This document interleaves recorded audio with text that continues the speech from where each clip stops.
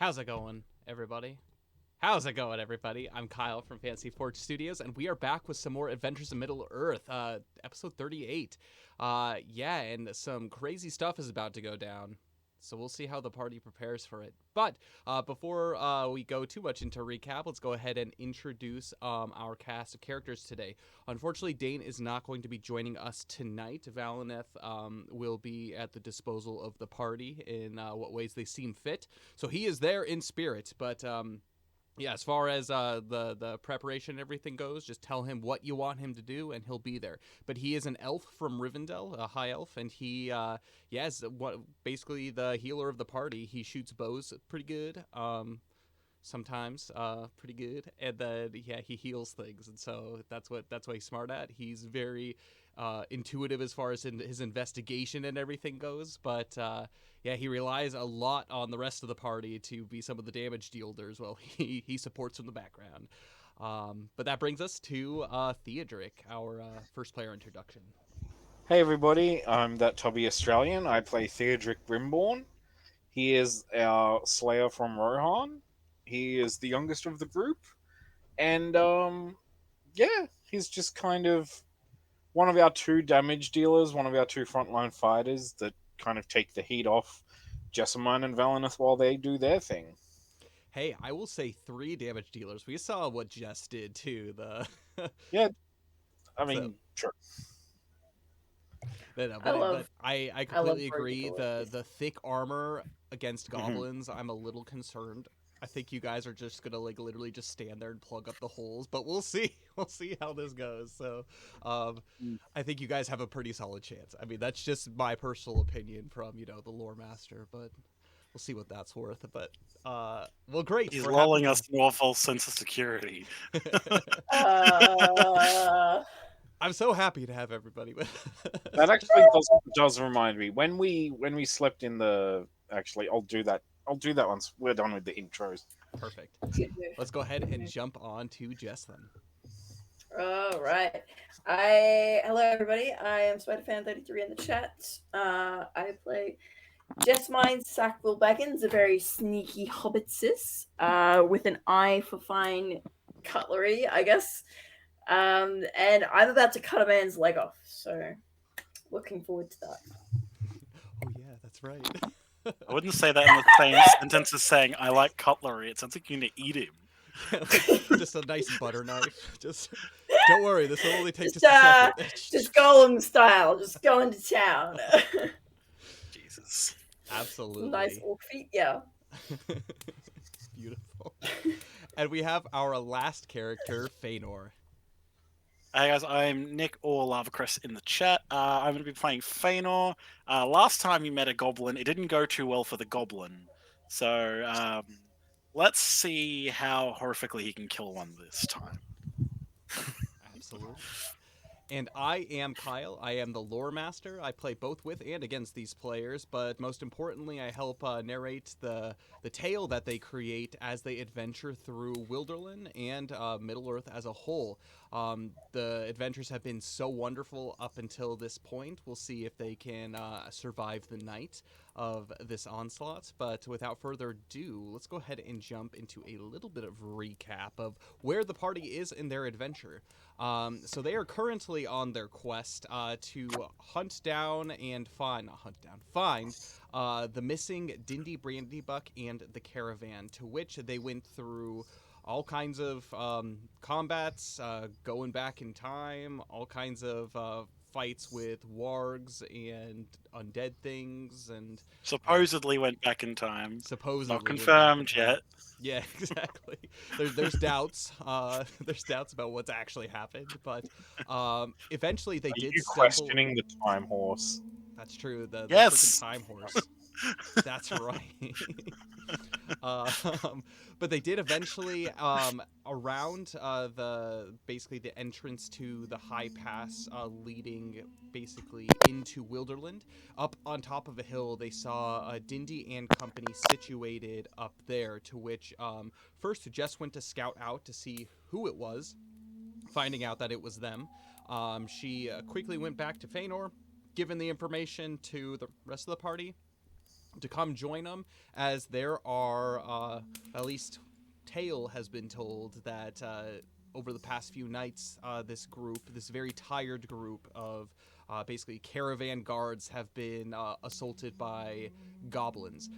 Igwar, who is the Beorning and the leader and the guide of the group, is wounded with an arrow in his leg. It seems to be in pretty rough shape as well.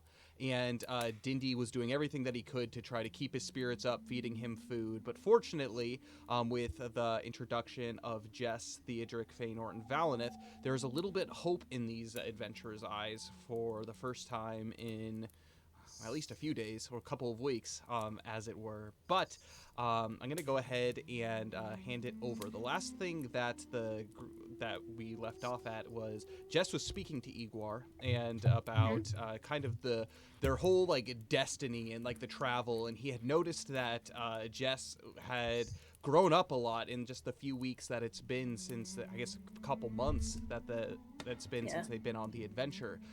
He discussed a little bit about his desire for the sea, to be able to see that, and also a little bit about the attacks by the goblins, but not too much information yet, before the rest of the group came in tow and started making their way up the hill to this ring fort. And I'm going to go ahead and hand it over to the players.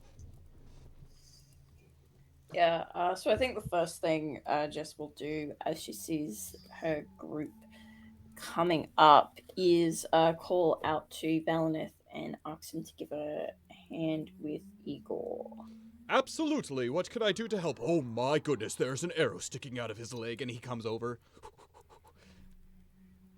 How can I help? Well, this is nothing like I've ever seen before. And like in a much lower tone, are we gonna have to amputate the leg? Make a stealth check for me. Oh my god. I already joked about this with Igor, so I don't know how this is gonna go, but stealth? Stealth. 16. 16. Valineth, he says, Now, don't be so hasty. Let's take a look to see what's actually ailing his leg. Clearly there's an arrow, but did you see anything of... would you say anything rotten? Anything bad? It definitely looks bad, yeah. Okay. Well, first, I am going to need, and he starts naming all of these things that he's going to need in order to investigate. We need to increase the firelight so I can take a better look. At this point, the sun has, well, it's already been past, and you can see that it's starting to go away completely. You are now at the point where it is like the fringe hours of twilight at this point, before really dusk has set upon. He's like, I need light to work with. Let's take a look at this. And he starts to examine the wounds. He's gonna make a medicine check, or do you want to make the medicine check? So either or, you can help each other, and whoever gets advantage on that.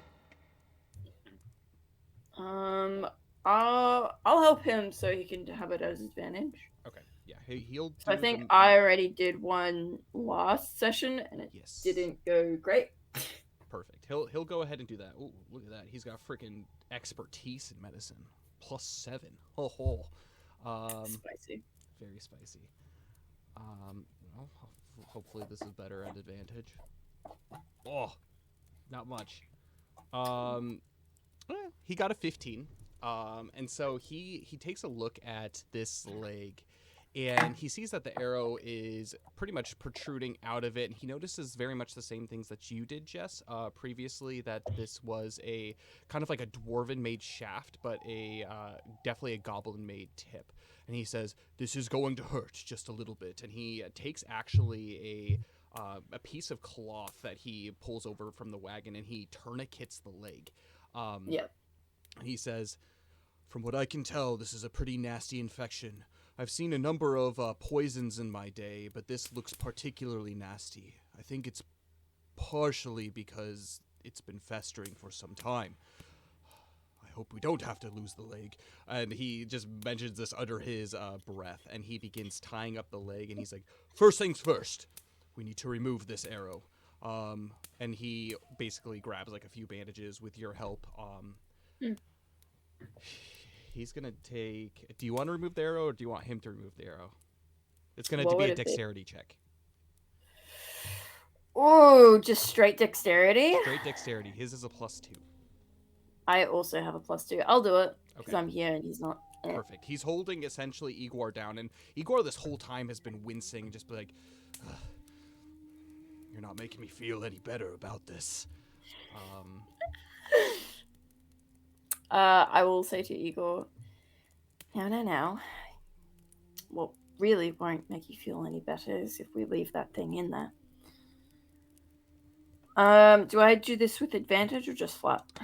Just flat. Basically, Valinith is like working on something else. You're by yourself ripping this thing out.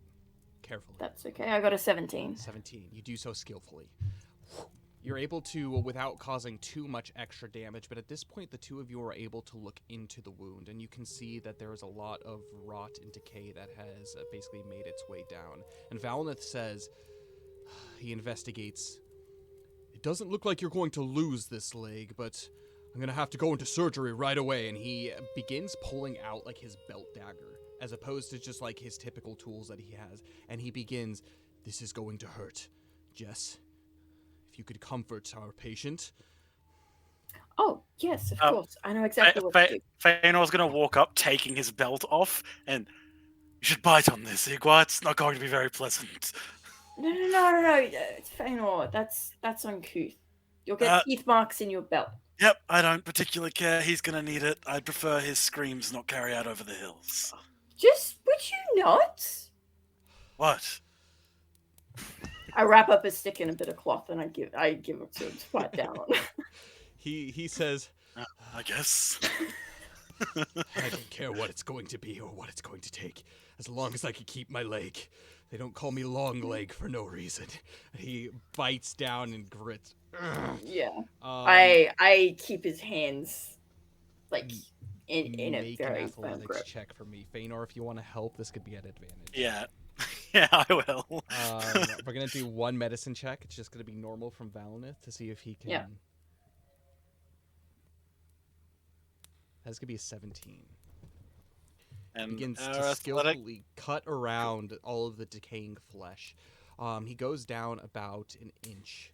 Still a little bit there. He goes down about another half inch deep into his thigh muscle. And he begins to remove some of the blackened kind of edges until he's finally able to see normal running blood. But you can tell that it's been coagulated and just... It's a messy business as he begins to kind of pull chunks out into a cloth, so Igor doesn't see, or Dindy, in that fact, doesn't see this. And he works probably for about a solid 10-ish minutes in order to remove this. Pretty quick and skillful work. And then he begins sewing whatever he can shut from it. He says, "Igor, you're very fortunate that we found you when we did. If it was, well, if not but another day or two, I do fear you probably would have lost your leg. I don't think you will be fighting anytime soon, and if we are to move, you're probably going to have to ride on the cart. This is going to take some time to heal. I tried to remove as much as I could, but the decay went down quite deep, and from what I can tell, it started to decompose some of the flesh deeper down towards the bone. I have prepared an ointment, a salve, for what he's basically going to use his... he's going to use some reed mace to make essentially like a poultice, and he's going to start to put it in there. And he says, "We're going to have to change this out, but I do find that you're probably not going to be able to be much use in the fight to come." And he looks over to the cart and over to Dindy. "Is anybody else hurt?" You look around. Theodric, and what are you doing during this moment? Theodric is standing guard.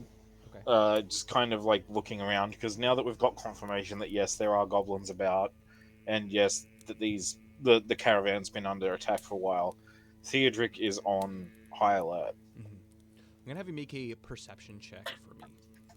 Yep. But as he continues sewing basically up, like this entire time, Jess, what was your athletics? Sorry, with Oh, advantage. was it because if it was Jess that I was assisting, Uh-huh. you need to roll another one because you only did one roll before. Yeah. So were we both rolling athletics, or was I rolling with advantage, or was it just flat? Well, if I was rolling, it's a 23. It just really depends on what the specifics of the game. Yeah. I'm pretty sure So, Jess was rolling with Yeah, advantage. Jess So, was rolling. so you This got to was roll with again. with advantage or With just flat? advantage, because Feanor's With it- helping. Okay. Yeah. Let's try this again. That's better. That's a 17. The Okay. two of you are just able to restrain him as he begins to jerk violently at without any kind of medication to numb anything down. Valineth is working quick, but it seems to be an eternity, especially to you, Jess, as you're basically just doing what you can to just hold him in place. He's not screaming, fortunately, but it's just like very painful grunts as all of this is happening.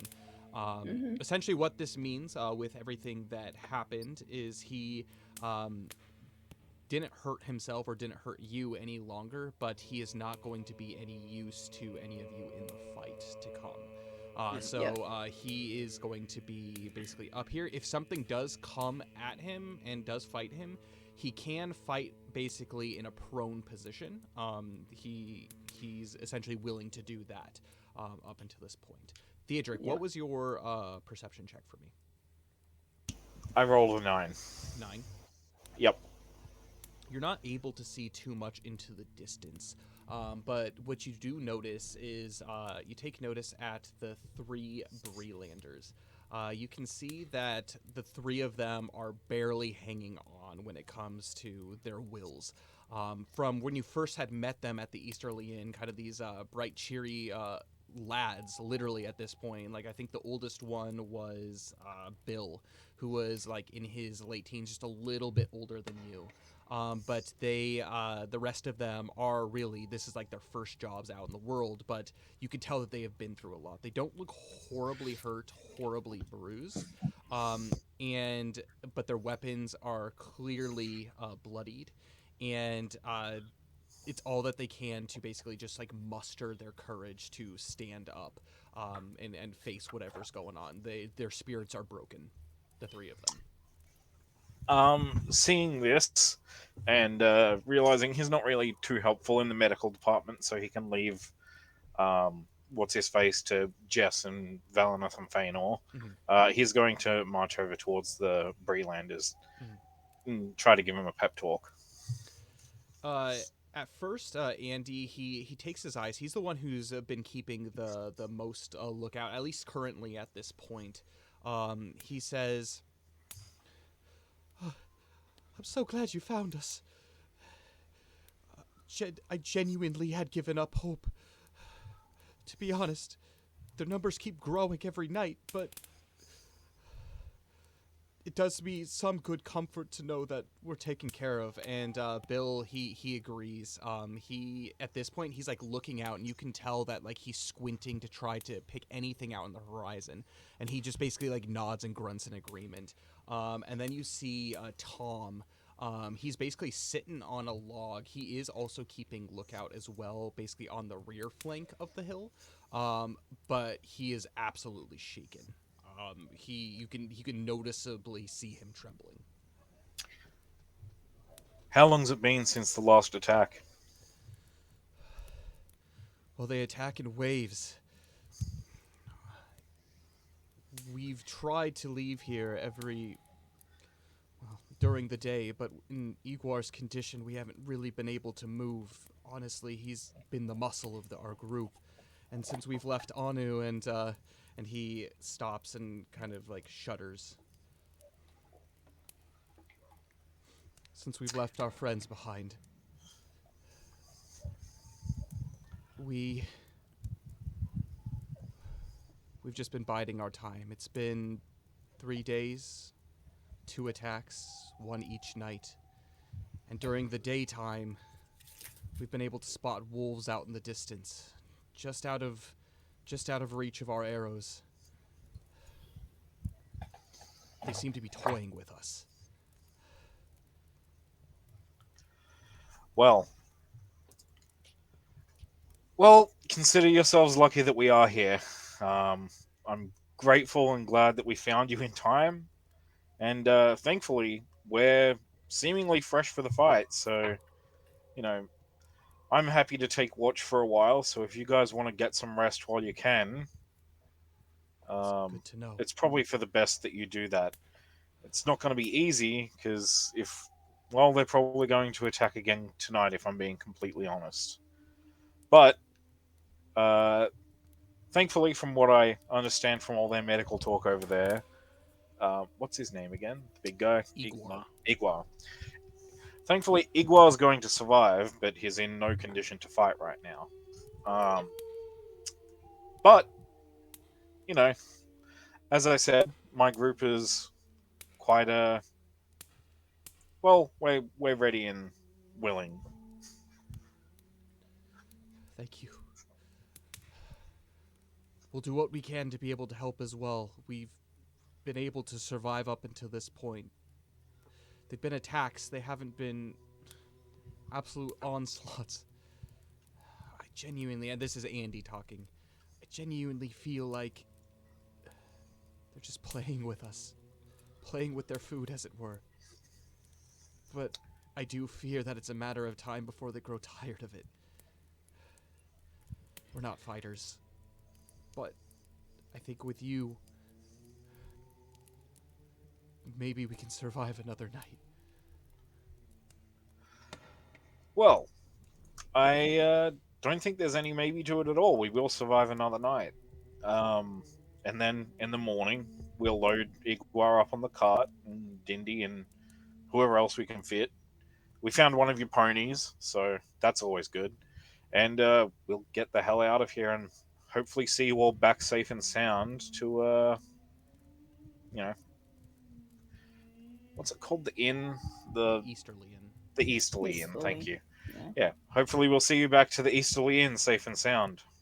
I'm just grateful Shadrach arrived as soon as he did with the letter letting us know that you guys had gone missing. Bill, you can hear him say, oh, what a good boy. But he still continues to look out on path into the horizons, looking towards the high pass, looking westward. Make a performance check or a persuasion check. I have a question, Kyle, when you have a second. Yeah, feel free. Ask away. Oh, I thought you were going to wrap this Yeah, up. just ask your question real quick. Oh, okay. How long would it take for Jess to cook a meal with her dwarvish pots and pans? At this point, it depends on what kind of meal you want to cook. If you want something just hot to warm people's bellies, you could probably do so in about 20 to 30 minutes. If you wanted to prep, I want to prepare actually use some ingredients that I have. Oh, and okay. make... That would probably be about an hour for like a full-fledged meal to cook it. Okay. That performance check was only a 3, by the way. It was a 3. Not good. You notice that Bill is just as stoic as ever, and you seem to have convinced Andy to a degree, but he looks warily out onto the horizon. But it's almost as if Tom hadn't heard anything that you had said. Okay. Seeing this, Theodric would like to redouble his efforts, and he is going to take his longsword, which is still sheathed, and just kind of like stamp it into the ground beside him. Mm-hmm. And just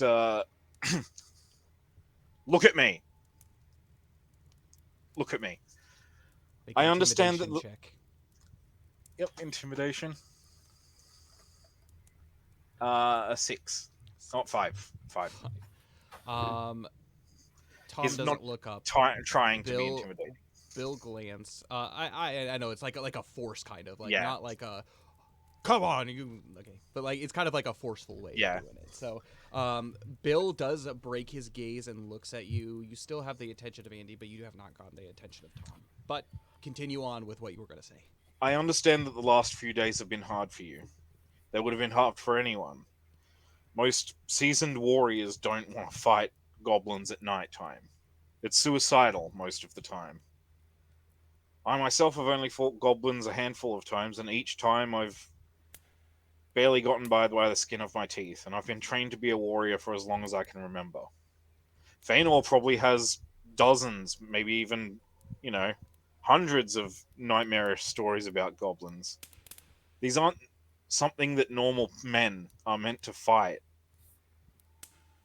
But you've done well. You've survived, and you've kept the majority of your friends alive, which I know the word majority there probably doesn't instill a lot of hope in your heart, and it probably makes you feel a bit sick thinking of the friends that you've lost. But you should be proud of the friends you've managed to keep alive. You should be proud of the fact that you've managed to hold out as long as you have. And you should take comfort in the fact that you have these experiences now, that you've faced what's out there, and that you have survived.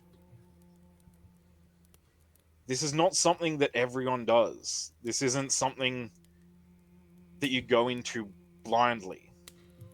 Most men, most warriors train their whole lives to face these things. We're taught not to fear fear. But you haven't gone through that training. And yet here you are. A little worn, a little bruised, and yes, maybe even a little bit frightened. But you're all the stronger for it. This experience will help shape who you are, and hopefully going forward, you'll know what to expect, and that fear won't grip your heart anymore. There's a little bit of silence, and Tom's still turning away. You hear him say, "That being said, I didn't sign up for this. I've never seen a goblin anywhere near Bree. The worst that's there are maybe some wolves off in the distance, ghost stories. Goblins are horrible. I've never killed anything in my life. I've already killed more of those things than I care to admit. I don't have it in me." And he begins, and his spear that he has, it basically falls to the ground, and he puts his basically hands in his head, and he begins shaking back and forth and says, "Why me? Why me?" Theodric's going to move towards him and put a hand on his shoulder and pick the spear up with his other hand. He's going to say, I asked that question to my foster father many years ago when he first started training me to be a Rohirrim. Why me? Why do we have to be the ones to fight and someday possibly die? Why do we do that? And I can give you all the flowery words about duty that I was told by, well, other instructors, or I can simply say what he said. And he said the simple fact of the matter is, why not? If we don't do this, if we don't fight, if we don't protect our friends, our comrades, and people everywhere, well, what happens when everyone else doesn't want to do it either? Who's left to combat the darkness and to protect people if we don't? I know it's hard, and I know that you didn't sign up for this. But right now, we need every able body we can to fight these goblins off for one more night. And then in the morning, we can load Igwa up in the cart and we can get the hell out of here. And gods be good, you won't have to fight any goblins anymore. Make an insight check for me. Oh, I'm not good at that. 8. 8. As he regrips his spear, you can see that the violent shaking has stopped. Almost. It's basically settled down to a mere gentle shake. You can tell that he's gripping his teeth, clenching his teeth. You can tell by the muscles in his jaws, and he just looks out. He takes one hand and he wipes back some tears and says, "Whatever it takes to go home." And his voice cracks in his youth as he does so. You, for the party, get 1 preparation dice. It's a D8 to be able to use in the upcoming conflict. Sweet. Let's go back to Jess, Feanor, and Valineth. So at this point, Igwar has been able to regain composure and control of himself. Jess, are you cooking? Yes, if I can. Absolutely. I have enough time. I'll start cooking anyway. Perfect. Goblins be dead. You make your way over to the campfire. You take out your pots and pans. You remove the honestly sad excuse for a soup. Dindy's definitely not the chef when it comes to the people at the Easterly Inn. And so... can I, use the soup as a basis? Absolutely. And, ratatouille it? If anything, as you approach the campfire, you see that Dindy, he's sitting on a crate, and he has basically been using his dirty rag, or I guess the rag that you gave him, and with all of the snot and everything on it, he's been spending time sitting down and pouring water on it to try to clean it off, weeping Dindy, a little bit, but he's just I just want Agatha's biscuits. Oh, what I would do for a cup of tea.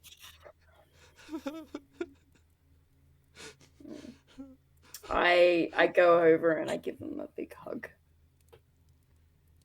He again falls into your embrace like a child. And he just says, "Thank you. The group that's with us, they're not so much of the comforting sort. I'm grateful to them, of course. They've kept me alive, and they've kept us mostly alive. But who knew that the roads were this dangerous? I mean, you were with us. The pass was perfectly safe. But not this time. Not this time." And he begins scrubbing away at the mucus that's on the rag. I suppose only a hobbit can give hobbit. I forgot the word. Comforts. Grace. Hospitality. That's the word I was looking for. I'm sorry, my stew that I made, it's nothing compared to what you or Agatha could cook, but... Dindy, you did your best. No one could ask for more. Yeah? Sit. Take a breath. Right? We're here. It's all gonna be okay. And I do that thing where you rub their shoulders. Do you want to help me make something delicious? Oh, I would love nothing more than make something delicious. All right. Now, you listen to my instructions, though. Yes. Yes, ma'am. I am the cook here. Yes. Yes, chef. Okay. And then we'll take you to the inn and see if we can get you some of Agatha's biscuits. Even though I don't know why you would want her biscuits, my biscuits are clearly better. Yes, I would agree. And he just kind of looks and awkwardly. Is he intimidated by me? No, he's just you could tell he's anxious. That's the best thing that you could, just anxious about the whole situation, not really thinking. It's almost like the first thing that comes off of his mind. He's probably being honest. It's fair enough. All right, let's cook. Right, perfect. Go ahead and make your necessary checks. What are you planning on cooking? Okay, this is a weird combination. So I have some white water lily. Mm-hmm. I have some claws. Okay. And I have fruit. Okay. Can you smell what the Jess is cooking? He Okay, looks at these ingredients and he says, "Oh, a rather odd sort. Have you ever eaten a claw before?" And he picks one up. And what do you plan to do with this? I'm sorry, That chef. is Here. okay. This is some Legend of Zelda cooking here right now. Straight. I blame Kyle. I get blame out the Kyle for everything. Wait, You get out the mortar Kyle. and pestle and you grind it into a powder. exactly. So you Snort get it. out mortar and pestle, and yeah, that's gonna be Jeez. the Dindy's job because I have weak arms. Okay. So this Hang feels on, like the keep thing going where on. you're like, I'll play video games with you here. You can crush up the claw. You're definitely helping me cook. And then you go and actually make the dish. As you make your way over, Jess, to the soup base. You can taste it if you want. Yeah, I'll taste it. Make a perception check for me. Okay, here we go. 12. 12. This is good soup. Probably from a lot of the other meals that you've had that were not Hobbit made. This would probably rank, if not like good, to like among some of the best. However, you definitely can doctor this up, but it's definitely not a bad soup base if you want to use it. Yeah, absolutely. Yeah, I'm not gonna waste food. What are you talking about? Absolutely. Yeah, so I'll just in addition to what Dindy's doing, I'll get some of my staples and just make like a really simple bread. Perfect. Yeah, just to like have.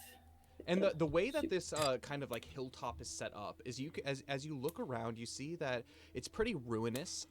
There are clear signs that there used to be some kind of tower or something that did stand here, and only kind of like the bases exist on like some of the tops to kind of create a little bit of a small fortification to duck behind. But there are definitely a number of good flat surfaces as far as rocks and stones to be able to start making whatever you need to make. So Yeah. as you do so. Awesome. I do so. Perfect. So I am going to have you with that. I need to remember how this works. Make I a also sleight of hand check. sleight of hand. Yeah. Yeah, sleight of hand check for me. Okay. +4. I need a 10 or more. I'm actually gonna use my inspiration to reroll that one. Perfect.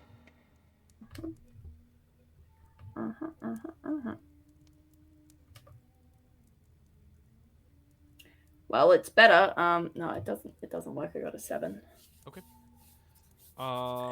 With that, you're able to, using these beast claws, again, this is something that Dindy had brought up. Some of these ingredients are odd. This is probably the first time that you're using some of these beast materials. Some ideas pop into your brain, but it doesn't turn out as good as you would potentially want it to be. It does basically become enough to be a satiable meal. It is warm. It is delicious. But unfortunately, it's not going to bring you any of the additional effects that potentially cooking with them would be. Rough. That's okay. Win some, you lose them. You win some, you lose some. Absolutely. Yeah. With that being the case, Feanor, so during this hour, I'm going to leave it to you and to tell me within this time, what do you want to do to prepare? All right, so probably one of the first things that Feanor is going to do is he is going to want to scout up and down the road. Okay. And in doing so, he wants to find like basically from where we are, is there any like sharp curves or anything in the road, or is it just seemingly just a long straight stretch to where we like currently are? I will show you exactly what we're looking at when it comes to a map here. From where leading into the high pass, so just kind of a general description of kind of this whole area. It's this tall hill. It probably stands a solid 60 feet up from below, so it's a very tall, kind of just narrow, tall hill. But facing west, you can see the high pass in all of its glory. It's basically like this big, probably quarter of a mile opening in the mountains, and there is this kind of like road that comes out of it. There's a forest kind of down below, just to the left, while you're looking west, and then you see the path that you came up. On the kind of northern side, you can see the Misty Mountains, at least the general silhouette of the Misty Mountains. And there are no paths that lead up on that side. So if you're looking, this is north up here, this is going to be south, this is going to be east, and this is going to be west. If you look up to the north, there's not necessarily a path that was here. There's a slope that leads up. It's smaller than the main approach. Basically, you have like these two entry points of this cliff. Yeah, it's decently fortified. You can tell how they've been able to survive for a couple of night assault at least, based off of the general shape. This is pretty defensible. But as you can see, they are pretty beaten down. And yeah, there's definitely a general consensus of if you didn't come, they were probably going to be overrun at some point. But it's decently defensible with what you've been able to see here. There still is the wagon. So the wagon itself, still working condition. It's not missing any wheels or anything, and you can tell that there's still a good amount of the store of stuff that they have brought back from the Shire still in it. They've been using it sparingly for food and stuff as they've been kind of camping out here. But yeah, is there any specific questions about sharp curves or anything? From what you can tell, there's no sharp curves leading up here. It's pretty gradual as far as the inclines go. The main thing is like it's like our lines of sight, like along the main path that we just came up on. Like we were able to see the fire from pretty far away. Yeah, there's not really I meant, any, other than like on the backside. So on the east side, this was the approach. So as Jess came up from the south, there's like a bunch of hills that are kind of surrounding like the backside of the east here, like tall spire hills. But other than that, there's not really anything. It's a pretty plain road that leads into the high pass. Yeah, what Feanor's probably going to do is probably going to spend this time that they have, maybe even getting some of the Breland boys. Sounds like a band name. The Breland boys. To come around with him and to set a series of like actually build like a series of small campfires just in this area, like over on the nearby hills, further down the road, like just and like using basically whatever wood and stuff that we have and whatever we can pick up on the way to them to build like a a dozen like distractions, like other fires. And he knows that they probably have been getting attacked here. So it might be worth dragging the cart to block like the main road. Actually, asking them, where do the goblins generally attack from? Do they attack from the main road? Do they come down from the south? Or do they attack from up north? Well, they come from all over. And Bill, he says, the vast majority of the assault, they try to come up the main paths, but they've also been known to climb. And to be honest, I can't see too far out, especially with how dark it gets. And by the time that the morning mist rolls through, fortunately, we're high enough to be able to see over, but it leaves everything dark and shrouded. As you can see,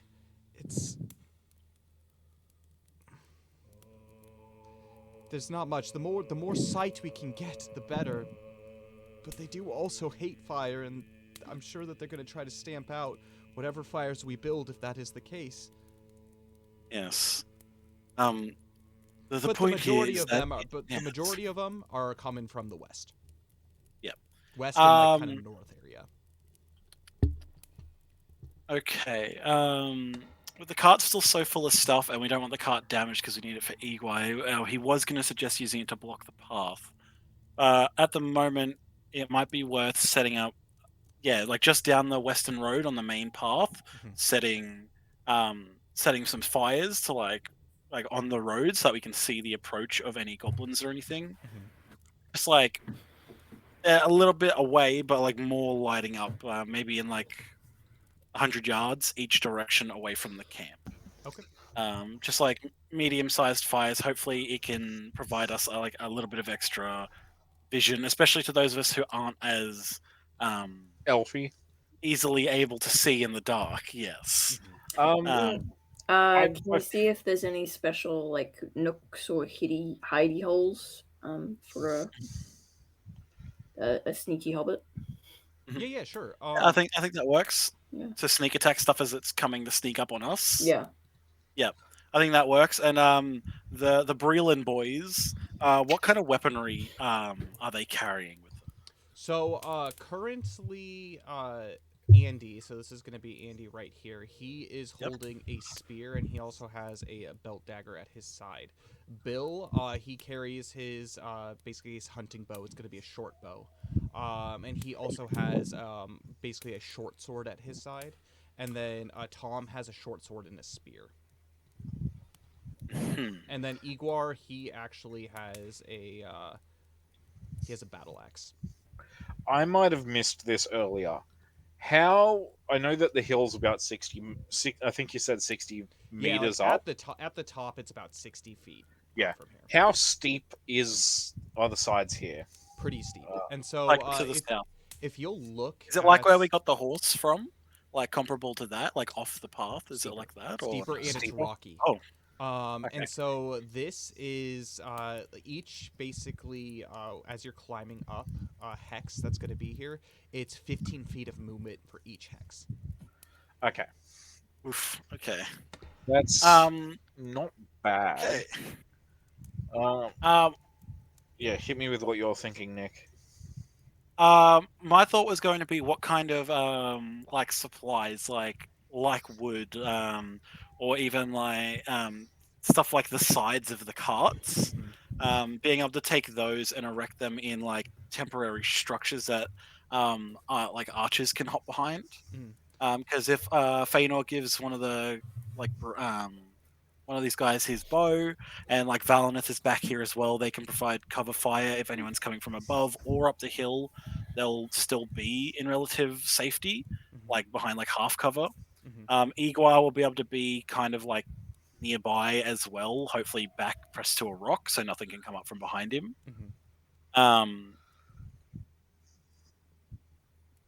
Definitely things to think about as far as the cart is concerned. So with the cart, it is your traditional covered wagon for long caravan journeys. It spans. It's not quite as like wide or large as the ones from Esgaroth that you had traveled with, but. It is a pretty kind of like a long bed. There's not really detachable sides or anything, but there's a detachable canopy up top that's made of like basically like a canvas type of material. You can remove the seat to make kind of like probably about a 5-foot barricade if you wished to do so with that. I've got ponies too here. Yeah, what are people's ideas while Kyle's doing that on doing that kind of thing of creating like some temporary barriers, like something that'll allow us to more like fortify the specific people? Yeah, I think it's a good idea. I'm wondering, these crates on the map, Kyle, those are there, right? Yes, they are there. They're movable. Essentially, they're crates that have been taken down and basically used, like the stuff inside has been used. And so they're mostly empty. There's 3 crates. One of them on the north end is pretty badly damaged. You can tell this has been used as a fortification. There's actually some arrows that are sticking out of it to a degree. But What yes. if we stack the crates and fill them up with rocks? I suppose that could work. It could like create like a heavier thing. Yeah. I did just have the thought as well. Obviously Feanor has to suggest it. We could lay oil down on the paths, and when goblins run in, we set it on fire, and it kills all the goblins. But no, yeah, I think with the natural defenses that we've got here, setting a little bit of diversion, because honestly, the goblins know where these guys are, but if they see that there is another fire in the distance, like a little bit away, it's have they moved? And if I was hunting something, I would take the chance that Welcome this home, thing good hunter. has lit its current fire and then What run is it a you bit, desire? or like is trying to confuse me. So at the very least, it'll divert some of the forces away. Okay, I have an idea. Because That I was sounds- thinking about your oil idea Thank you isn't for the raid and bad. the follow. Yes, thank you for the raid and the follow. No, that's spitball. Go. Rapid fire. right, Tell me what. Your tell me oil what- plan's a good idea. I'm thinking we don't waste it on the walkways because, like, those are some good choke points. What if we waited? Because I'm worried they're going to start climbing those cliffs. What if we wait for them to start climbing cliffs and we just dump oil on them and light them up as they're climbing? Look, that could, that's a really good plan. Like, it's a horrific war crime, but it's a good plan. It's still fun. Yeah, yeah. but no, because obviously fire's gonna be really useful for us, but also it's like, well, we have enough oil. Like, I don't know about you guys, I've got like my 3 uses for my lamp, my lantern. Sorry, I've got Like I said, we don't There's- have to do it. Feanor just felt like Valineth he had has to 2 test it. charges of lantern oil as well. like I'm all for it. I'm just wondering if we'll have enough, because I also I don't want to use all my lantern oil and then I have to fight in pitch black somewhere down the line. Yeah. Okay. Yeah. That's a very valid point. Actually, that's a question for the DM. Yes. How much, I don't know if you know this off the top of your head, how much surface area could we cover with 1 charge of lantern oil? 1 charge spreads in about a 15-foot, basically diameter. So diameter. Oh. No. He Like prepared 10 foot, for this 10 question. foot diameter. So basically, like, So that's 2 hexes. yeah, Yeah. basically 2 hexes for that. And unless there's anything to continuously catch the burn, it will burn out after 2 turns of combat. Okay. And the area is like kind of rocky more than anything. Yeah. Yeah, mostly rocky with some dirt. There's Okay, a so- little bit of some like shrubs and grass kind of towards the top. Nothing but that'll burn otherwise- properly though. Yeah, nothing dry. Look, I think a good thing to like with this, the oil might be a good idea, but would it be better to prepare a bunch of torches and like have them set up around this space, like with oil on them or not? Like just our torches ready, and as goblins are running up, if need be, you can just strike one, light it, and you've got like we're not all super well lit up to begin with, but eventually, like we can be. Like, do you know what I'm saying? So Yeah, I FYI, so I have this marker specifically for this purpose. This is how much that is going to be lit up from the current campfire setup in the middle. Okay. And Oh, so okay. you have the bright light basically within the top portion of this, and then it gets to dim light down within kind of like this first ring. But outside of that, Theodric, you won't be able to see really anything. And then outside of that, basically Jess, Valineth, and Feanor, you'll be able to see up to basically 80 feet from wherever you are out to the distance. Okay. We might want to set up a torch or 2. I don't know, maybe one over here. Oh, I'm not transmitting my mouse. Maybe one over here somewhere on the path. Yep. It's a sheer drop, so even if I have a torch over here, I'm not going to be able to see down there.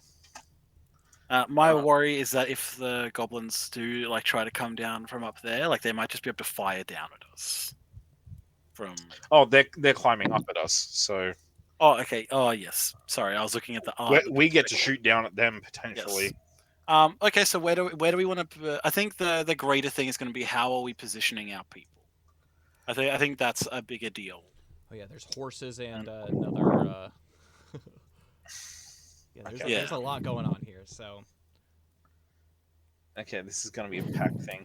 Well, I don't know how we're going to potentially do everything. I was thinking, I like the look of this. Sorry, this like ledge here. Mm-hmm. I was thinking maybe we chuck. Which is it? This one who has the bow, or Bill right here has the bow. Tom has the spear and short sword, and then okay, the daggers and spear are Andy. okay. So I was thinking we chuck Tom here because then he can get. He's got 10 feet of reach, so he can jab anything here that gets too close, and then Bill further here to like fire down at the entryway. Um, Mhm. I don't know what Jess feels like doing, but Jess, I'm gonna have you Um, make a perception or investigation check to look for specific places to hide and stuff, because I know you wanted to do that. So Ooh, feel free to do excellent it. idea. because I don't actually. What do you plan on doing, Feanor? Because I was I planning got on a just. 3 for perception. I'm planning on just sticking myself in one of these bottlenecks and just doing my thing. Being the wall. Yeah, that might be the like. If it was a larger area, I would suggest riding our mounts. But considering like the space that we're in, it's probably not going to be No, like we're the gonna best just option. have to rely on hoof attacks. There's no way we could do a charge in this space. Yeah, yeah, which is unfortunate, but we work with what we got. Exactly. So I was thinking, am I still muted? No. Nope, you're Cool. good. I was planning on just like probably sticking myself in this bottleneck down here. Um, I might stay more like in the middle, closer to the fire then. So that way, no matter where they're coming from, I can get to immediately because I've got my bow as well. So as much as you'll be at the front with your like tower shield, like being able to like tank a lot of those hits, I can still support you. If someone comes up from the back, I can run over and stab them with my spear. I think I play a better support role here than a direct front line, like assault. mm, that is true. I'm just not sure because like our front line is essentially just me and what's his name, the one with the spear. Is it Tom? Tom Andy. and Andy. Andy. Yeah. Um, I We don't know could, how good they are or not. like, Igor, no, that- Igor says, they're not much fighters. Us Beornings, we would call them milk drinkers. I don't think that's really what they need to be hearing right now, but I do appreciate that you're like chipping in. yes, well, not exactly encouraging when us milk drinkers are all that really stands in the way of goblins and a wounded you. At So least milk makes your bones strong. Can't say the same against He winces Wait, all what? and about That other sounds chuckles. that beverages. sounds like magic. Milk making your bones strong. Ugh. Well, we That survived seems this that's far up until ridiculous. this point. true. Yeah. Well, group vote then. Group vote on what we. Jess is trying to find somewhere to hide to sneak attack something that's coming up, giving her like that surprise. hmm That'll be really good. Hopefully, it'll take a goblin straight out. Jess, from Um, your check, what do we reckon? real quick, Jess, from your attack, the only thing that you're able to divulge from that is wherever there are these like little ruins pieces, they stand anywhere between 3 to 5 feet tall, meaning that they would give you complete cover. Okay, that's cool. So Awesome. Thank you. continue. So That's what, so yeah. So what do we think? Should we just have Theodric and I at the front taking the brunt of the attacks, and everyone else is just supplementing it?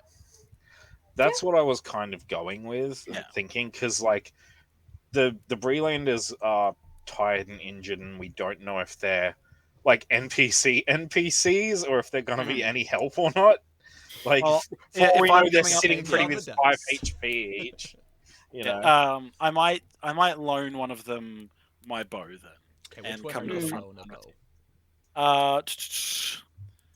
Well, I'm actually going to walk up to each of them. So, which of you has the most experience with a bow? Bill raises his hand and Is says, he currently holding a bow? "Yeah, he's the one holding the bow." I was Yes. a bit of a hunter back in Bree, and I spent some time hunting game, and pretty fair shot with it. I mean, the rest of us the rest, Andy and Tom. I mean, they practice. I mean, as kids, we messed around with some hunting and whatnot, but Really, I'm the only one who can be much use when it comes to a bow, but they will be able to make shots if they need to. So you other two. Rock, paper, scissors, see who gets it. You're going to I'm going to lend you my bow, and if anything, you can just provide suppressing fire. Make an insight check for me, Feanor. As you speak to the two of them.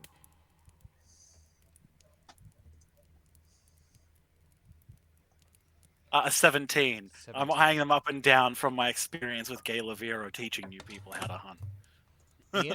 Andy seems to be pretty gung-ho with whatever you want. This is the first time you can tell that he's basically at the immediate attention of the company. You're our best chance to survive, so just tell us what I need to do. And then you can see with Tom, on the other hand, he's still kind of a little bit sullen. He's not to the point where he looks like he's just about to give up, but he isn't basically for anything. Basically, it's just like he'll go wherever you need to tell him. Am I good to manipulate the map a little bit Yeah, to feel free. show what I'm thinking? Feel free. Okay, so what I'm thinking right now is they're the ponies. Okay, what I'm thinking is I'm gonna potentially just have myself smack dab there. And I was thinking of here's the one with the bow, yeah, Mr. This one is Mr. the one. Edgelord. Oh, okay, well he goes there. Bowman here. Other guy, is he the one? Yeah, he's the one who's gonna get the bow potentially. Can't really put him there because he'll just hit his friends. I don't know. He can back me up from here somewhere. Sorry, Barada Rock. Potentially here. I was thinking Feanor potentially like right here-ish somewhere. Oh, on the other end. Yeah. Okay. I thought you wanted him shoulder to shoulder with you. That's what I thought. Nah. I was Okay, thinking. I get more block both the entryways. Yeah, and then I'll take Valineth as backup to have an archer boy. Yes, I And can then- shoot well in the dark. My elf eyes see lots. And Horsies can stay safe in the middle, and Jess does her sneaky stuff wherever she wants. I can hide behind the horses. You could hide behind the horses. You can also still hide behind me, ironically. Yeah. but, Why is that ironic? I think that's great. I know it's great, but I just love the idea of like I am a piece of portable cover. Well, that shield does do a lot of that for you. So. Oh yeah. Yeah, Um, absolutely. So Dindy, And there's cool hobbits. he says, "Oh, don't mind me. I've just been in these boxes." And he goes over and he like pulls one of the crates like open and is like, "I find they come with fire and a lid on my head is a much better help. I can hide in here if that's helpful." That's a really good idea. How big are these crates? Can I fit in one comfortably? Yeah, you could. The hobbits could fit in them comfortably. Probably a medium-sized person wouldn't be able to. How much? Amazing. Hang on. To get out of that crate, though, would it be a roll or just movement? Probably just movement. It's not like a super heavy, well put together crate. You could like Just do a place it. You know what I'm gonna do? solid I'm gonna snake move, and, like, these move the crates box to the towards middle so I can see both Are entrances. you going full solid? And then I'm just snake gonna right pop now? up like a Jack in the Box. I, That's what I'm gonna do. I was I'm really gonna hoping pop you were up like a gonna. Jack in a Box. I was hoping you were gonna solid snake and just we'll see the box moving across and just. Okay, but you're basically using Please, I'm the a box treasure as- hunter. I'm not an assassin. So you basically want to use the box as like half cover to be able to shoot from inside. Yeah. Okay. If we do that, where do we want Igua to be? Well, Because he's if not he- exactly where- helpful, You need to right? be- Well, no, my Igua. thought is wherever he is, if something runs up to attack him, someone needs to be able to go assist him. I was thinking we just kind of stick Igua with his back to this. Like, is that just ruin or a big Yeah, rock? it's like basically like a small piece of ruined tower. It's big. Yeah, Got we just- overgrowth on it, but yeah, We kind of just basically stick a him boulder. back to the rock. If anything gets past you, like, I doubt that'll happen. Well, there have been talk of wolves, which is the main thing. Of like potentially getting overwhelmed. Keep a torch. That's the thing. We should all keep a torch on us. Yeah. Able to light if need be. We should really. Do they have enough supplies of that within their caravan? As far as like torches and stuff, no. So as you look at like the caravan goods, this is literally just like goods from the Shire. So things like doilies, fine china, food, amazing food, alcohol, Handkerchiefs? specifically pipeweed, things like That that. pipe weed. So Ooh. it's just one of those things where they don't really carry weapons. Basically, whatever weapons are there are going to be on the persons. And torches are probably going to be on them too. And they've probably used a fair amount of them during their journey. Okay. Ponies. What do you want to do Okay, with ponies? Just stick them out of the way. I think more or less just have the ponies down to like this side of the cart, maybe. If they start going crazy, we'll know that something's coming up from that direction. Or rely on their sharpened senses to help us. Yeah. Yeah, especially like Bororok and Nim and stuff. That's one thing that I think when we have got these set up is Feanor's going to be keeping an eye more on the animal's response than just what he himself can hear.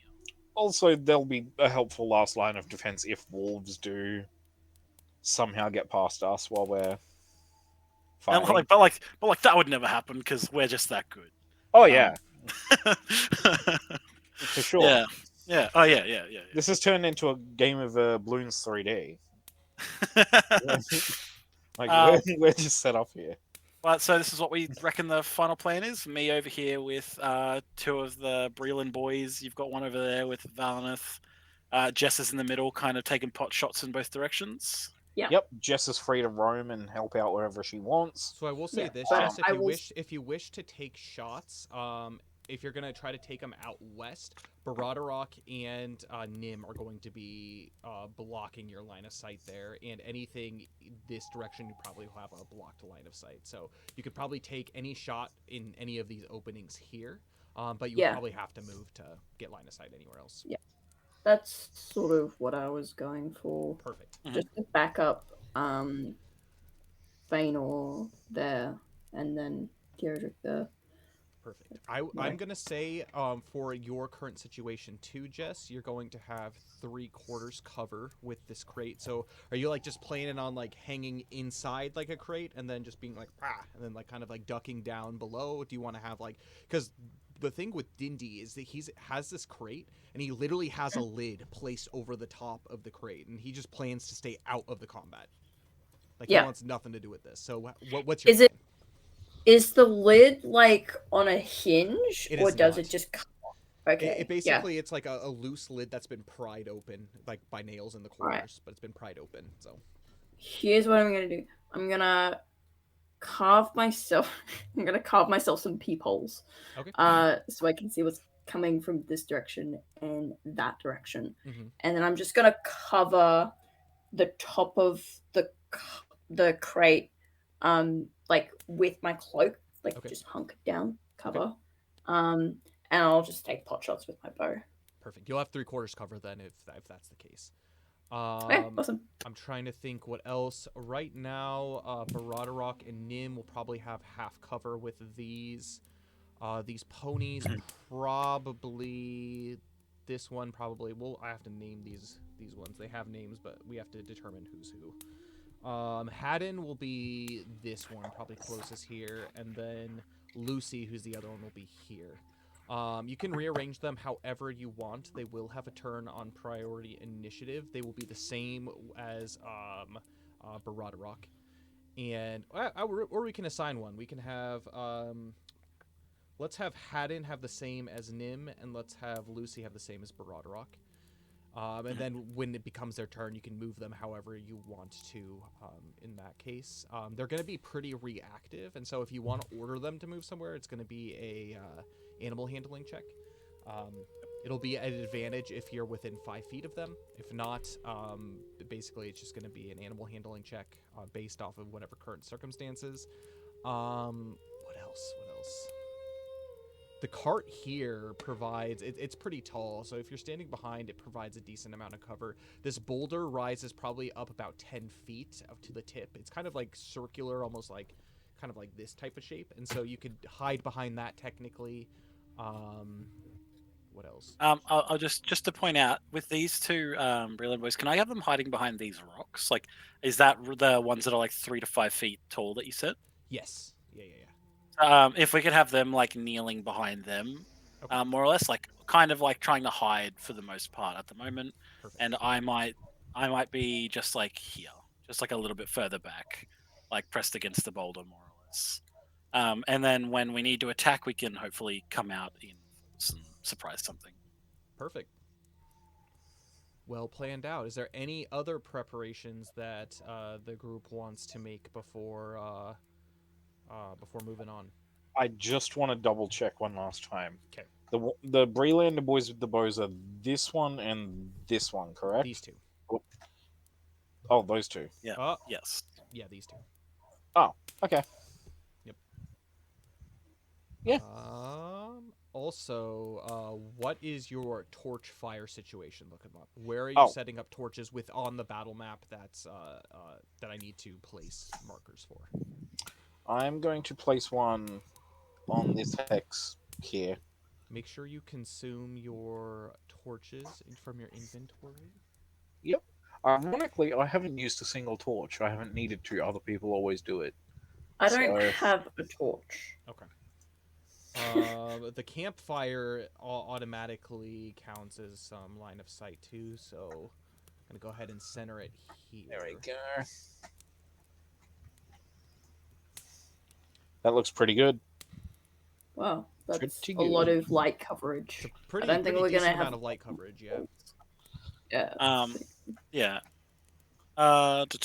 Yeah, and I think the only other one we were considering was maybe further down the path up on my So side, you can but see that'd if be they're like coming. yeah, so that'd be like more like off the map. But Yeah, I'll make But at the same and- time, with your eyesight, we probably don't need it with your elf sight. but it's not just reliant on my sight. I'd rather have the path well lit because then I can see even further beyond. I mean, that. true. So, and look, we can then see if there's 10 enemies coming up the path or 2. You know, but that's probably what he's going to do. So I will mark that. Perfect. Anything else? Last minute. Valnith, he says with direction from the actual player. I will be back to assist. I will only go into combat if I absolutely need to, but I think I'm better with a bow in this situation. Mm-hmm. Yep. I think that works well. If anyone gets really badly injured, we make our way back to the center. Yeah, that anyone, if you feel like you've been grievously injured, get here as quick as you can. Valnith will do what he can, but the rest of us will need to keep pushing on. Yes, indeed. I have all kinds of stuff prepped in order to cure some wounds if you need it, but hopefully it doesn't come to that. And yes, hopefully not. With that, as you kind of start to shuffle into place, nighttime has fully set. It's been dark for about 30 minutes. I'm going to have Feanor and Theodric. The two of you, since you're kind of on the ends, I'm going to have you make perception or survival checks for me. Nat 20! Woo, let's go. For a 23. Not 1 for a 4. I guess I know what direction they're coming from. With all of your preparation, I'm gonna say you can gain 1 more D8 preparation dice. So over the course of this battle, you have 2 D8, and you remember how preparation dice work. You can use them, talk about it if you do need it for any reason. It can be used on any D20 roll. Oh, I have inspiration. I might actually use that because I got the number. All right. Yes. Okay, it's just an 11, but it's better than a nat 1. That is Yeah, better than that one. Absolutely. So, because of the different fires that you set off down the path, you basically set fires marking probably a solid 100 yards in every direction that you could possibly be from. You don't you actually start to see stuff more than you begin to hear things, and it's mostly just shadows along the cliffs of the mountain. So the vast majority of these shadows are coming from this kind of north/western direction. There are some coming from the south, but there's a dense wood here that blocks most of the line of sight down here. And that's like way down here, like down in this corner. But you see that they are very much goblin like silhouettes, and again, they're doing what they can to be sneaky. However, you do hear a few of them call out, fire! We need to put it out. But you don't see any goblins sneaking close to the fire at all. They don't seem afraid of it, but they are trying to remain hidden to a certain degree. With that being the case, you hear Igwar with his back pressed against the wall. He calls out to you. Stay yourselves. Boys, lads, Jess, it is an honor to fight with all of you. If we don't make it out of this, just know I'm happy to have been able to smile with all of you at least one last time, but I don't. Igwar, you can tell us after we're out of this. And he lets out this big bear-like roar as he just basically calls out. He screams, "Come at us! We're ready!" Very. I knew I liked Igwar. Back pressed against this rock with like just like his axe in his hand. He can't really see anything because there's horses and crates and wagons and stuff, but he's just waiting. Yeah, warriors, death all the way, man. Yes. And with that being the case, you begin to hear actual sounds of footfalls as basically many of them begin to creep closer. Fortunately, Theodric, with that nat 20, there is no surprise round of combat that is going to be taken upon you. You are able to see a bunch of goblins. They look like just general skirmishers begin to make their way into the fire site as they begin kind of flooding in. They're all spread out to a degree. They're not all clumped together. Theodric, I'm going to have you make a perception check for me, or investigation. Where's... Oop. Oh, that's not good. 4. 4. You brace yourself as this first wave of goblins begins to come in, and they're crouched over, and they seem to be going at full sprint towards this cliff. They seem, in kind of like a fanned direction, to be making their way up along the sides. They look to be favoring the ramps on either side as if they are going to charge straight up in that direction. And with that, I'm going to have all of you roll for initiative. And that includes rolling for Nim and Barado as well. I always forget, how do we roll initiative for our mounts? It's just going to be the dexterity modifier. Yeah. Okay, dex mod. Thank you. Do I have Nim, Baradox? I almost said Nims. I have Baradox here somewhere. I got a 4 and Nim got a 2. I rolled 2 2s in a row. Okay. Jess, do you have yours? Wait, Oh, no, I understand. I got a 5. And Valna got a 14. I rolled a 15 on my initiative, Okay. and Baradox got an 18. Ooh. He's a speedy boy. He's a very speedy boy. All right.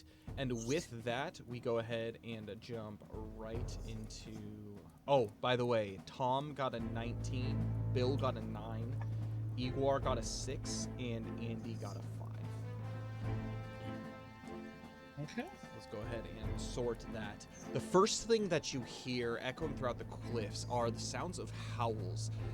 You see that there are a number of wolves that have begun to creep around in the shadows. They haven't come close to the cliffs. They seem to be circling, trying to get just out of eyesight around to see if there's any stragglers or anybody that's attempting to retreat. They're going to chase down whoever does that. But they don't seem to be approaching to climb these cliffs in order to attack, at least as of yet, from what you're able to notice. And then you begin to hear what sounds to be a number of bow twings as a volley of arrows begins to pepper the group of you from around. The way that this is going to work are these are volley shots, and so I'm going to determine if each of you have cover, and if you do, basically I roll a d20 on a 11 up. It goes past the cover and hits you. In the case of you, Jess, that is going to be on a 16 up. Then it goes past, and then I roll the attack on you if you don't have cover. So first I roll to determine who these volley shots are going to hit, and then I do all that. So give me 2 seconds as I do that.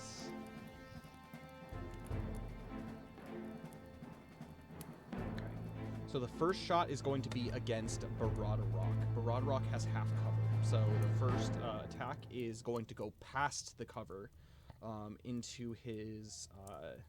with a nat 1, that's going to miss. The second shot is going to be made against Jess, who it hits the crate. Actually, it probably doesn't even hit anywhere near the crate. The next shot is going to be made at Feanor, who currently doesn't have cover. So it's just going to be a normal attack. It's not going to hit at a 9. I'm assuming that doesn't hit. And then the next one is going to be made at actually Igwar. I'm going to say he has half cover. Yeah, I'm going to say he has half cover. So first shot, it rolls past the cover, and that is going to hit him for...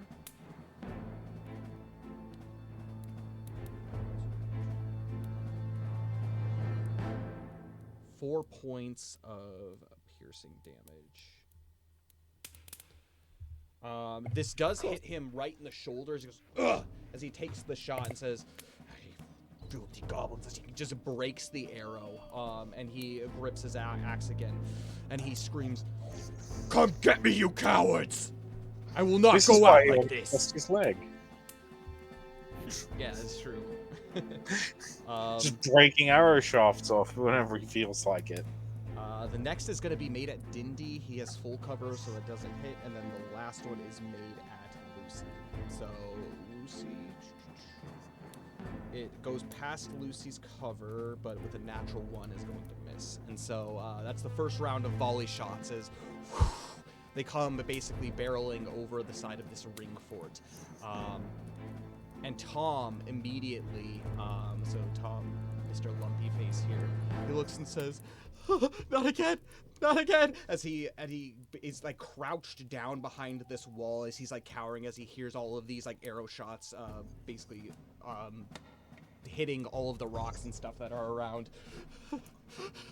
Please, somebody help me! Please, somebody help me! He's gonna make a wisdom saving throw. He got a nat 20, so he's set. He's freaking good. He's staying, and he's just like, okay, remember, breathe. And he's gonna stand up, and he is going to take a shot into the dark. We have no idea if it does anything. Looses an arrow off into the darkness.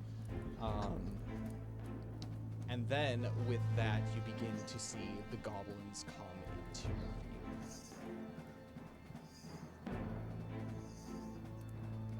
So there are a number of them.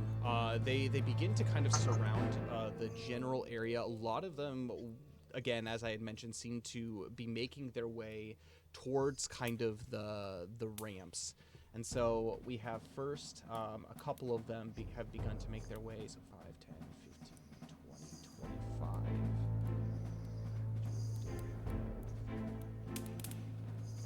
Up these ramps.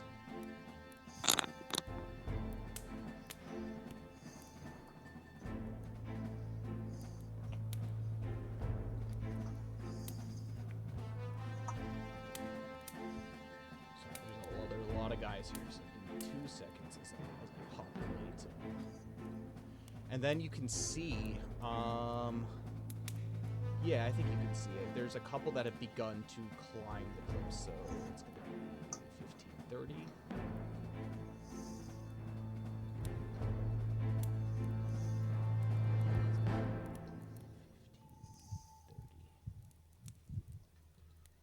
That's what they're going to do currently during this turn. We now have Baradorok. Okay. Just a quick question. Mm-hmm. I can see these two goblins climbing the cliffs from where I am, right? So they is it are in 2 dim feet? vision. This one you cannot see, but this one Yep. you can. Okay. Baradorok is going to. I think he's just gonna hold his action. We're gonna hold his action. We'll skip his turn. He's just chilling. And then Theodric. Oh, me? It is you.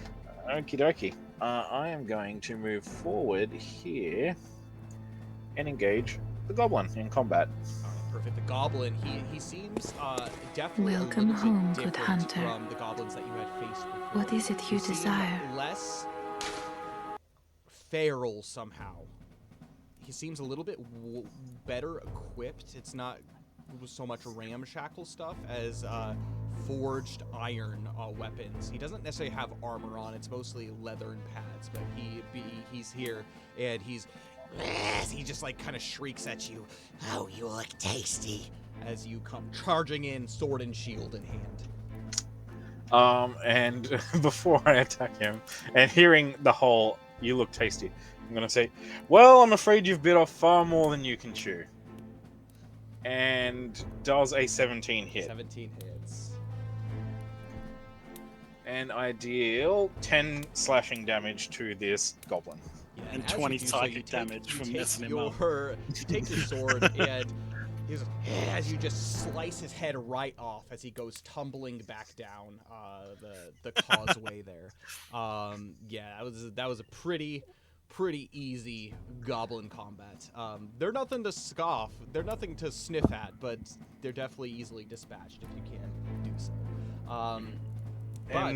Before he ends his turn, Theodric is going to turn. Well, not turn, but he's just going to yell out, "We've got some coming up the western cliffs." Just Cool. however loudly he can. And Valineth, he says, "Aye, aye, Captain," as he makes his way down 5 feet. He's going to take a shot, and because of his vision, he can see down. Yeah, he probably has line of sight of that goblin, so he's going to go ahead and make a shot at that one climbing the cliff. Go to his character sheets, actions, haha, short bow, it's rules. And an 11 is going to miss as he just fires into the darkness. With that, Valineth is going to move back. Sorry about that. I'm just warming up. And the rest of you, I'm going to have you make perception checks for me. Everybody. 12. 4. 19. 19. And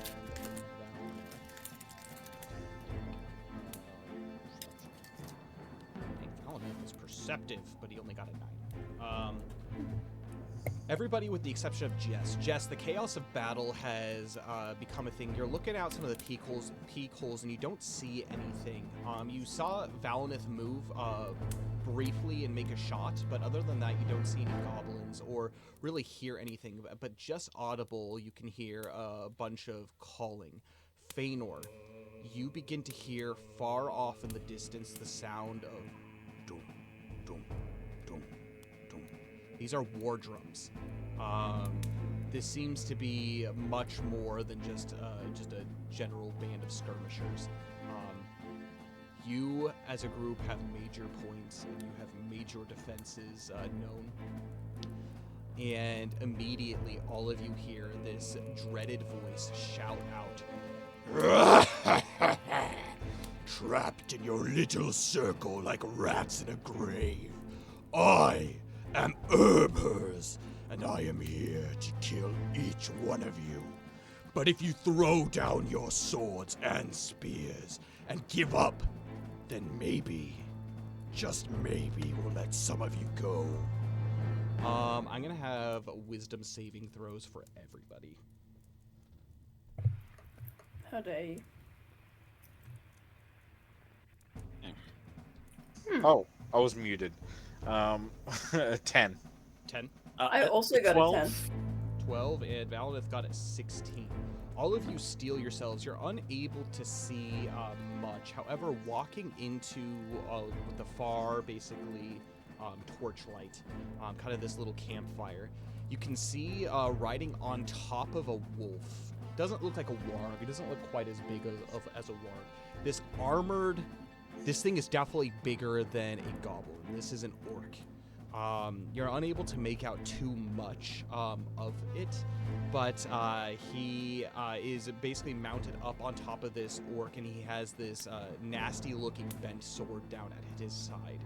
He stands impressively taller than anything or anyone that are there, and you can see running up from behind him other orcs. Their flesh tone seems to be a little bit different. These ones are more greenish in tone, but the one orc that you see, you cannot quite make out his features, other than his darkened skin. I'm gonna have maybe Theodric. Yeah, you could probably see this. Make a perception check.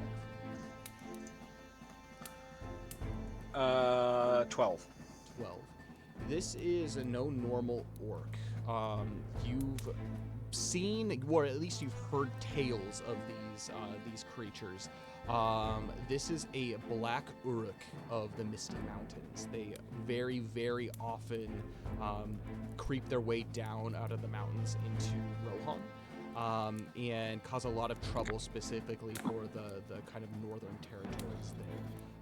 But they tend to be much larger and stronger, and they captain many goblins and other orcs in tow. But these other orcs kind of have like a paler, like greenish flesh as they begin. They seem decently well armored, and you can make out probably about 5 of them beginning to make the charge, splitting up basically right down in half as they make their way kind of towards the causeways. The rest of all of you survived your checks, but yeah, these orcs have come in tow. Which brings us down to Bill. So Bill, he has his bow. He's just able to make out this goblin here. So he's going to make his check, and it's going to be his attack at disadvantage. And he got a natural 2, which is not going to hit as his arrow tinks off down into the crevasse. Which brings us to Igwar. He says, Ugh. I was afraid he would show up one of these nights. Ready yourselves! This orc knows how to fight. That's all he can do. And then Andy, he's cowering. And he takes his spear, and he says, and he walks over to this side, and he takes his spear, and he throws it down on the ground, and he says, please have mercy on us. And he begins cowering. Basically, yeah, he's pretty petrified at this point. Gosh dang it, Andy. You had one job. Gosh dang it. If you want, if anybody, I guess Valineth, he has a bonus action he can use. He can use it to attempt to inspire him. There's actually a mechanic with that. He can make a persuasion check. Okay. No! That sounds good. Steady yourself, young lad. Don't you worry. With us at your back, nothing will be able to take you down. We are well-traveled and well-fought. He's gonna make a persuasion check. I don't think he's super persuasive. He's got a sweet +0. With a 13, Andy looks from side to side. He says, no, you're right. He's an orc. He won't spare any of us. And he picks up his spear and says, all right, how can I help? You just stay up here, lad. If Theodric needs any help, he'll call out for us. They're climbing the cliffs anyways. Just all calm and nonchalant. That is very on brand for Valana. Very on brand. Which does bring us to Jess. Yeah. So anyway, I stick my head out and I shoot the first thing I see. You're unable to see anything. Can't see this guy here over here? Which one? Sorry, if you can. Oh, sorry. Hang on. This one. Yes. I'm gonna say that there is like 1/4 cover, so roll a d20 first. On a roll of a 5 or less, it hits Theodric. Do not shoot me in the butt like Valineth did. Oh, this is gonna be But funny. I wanna join the club, right? We're all gonna get experience shooting Theodric at some point with the bow.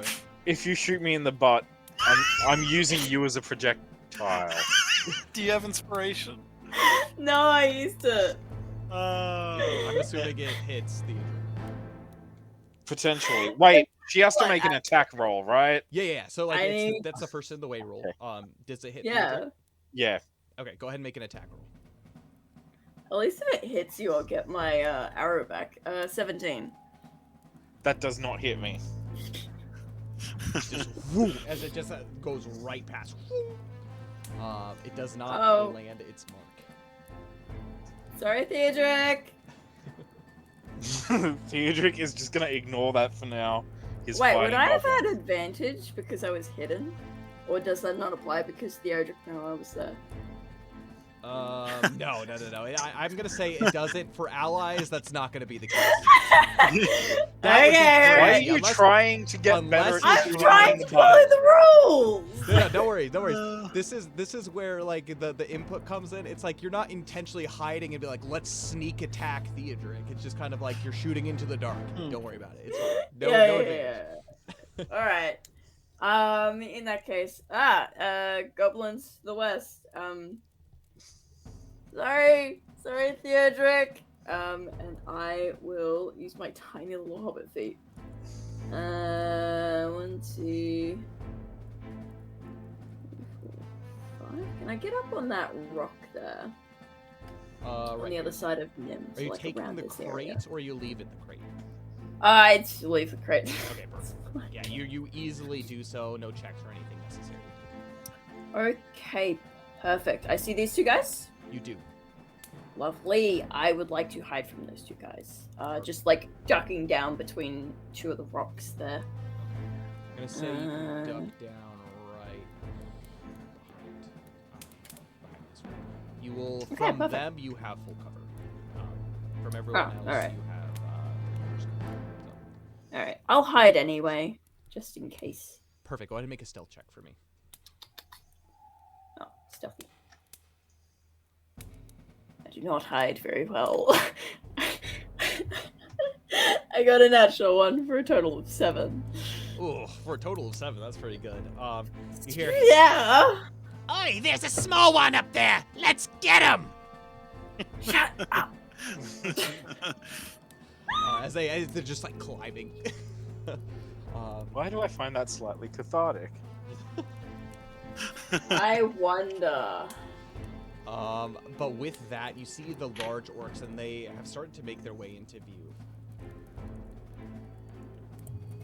This one is going to charge into combat, shield up against you, Theodric. He has a spear in hand, and he begins to snarl. He's hunched as orcs are. As he begins just charging forward, he probably stands about like 5'2". Definitely significantly taller than these orcs, but he comes in at a heavy force. With that being the case, he is going to make an attack with... Actually, first, they can do something fun. He's got a spear. He's going to take his spear, and he's going to chuck it into you right before you... he engages in combat with you. So he's unarmed. Just pull him off the wolf as it drives by.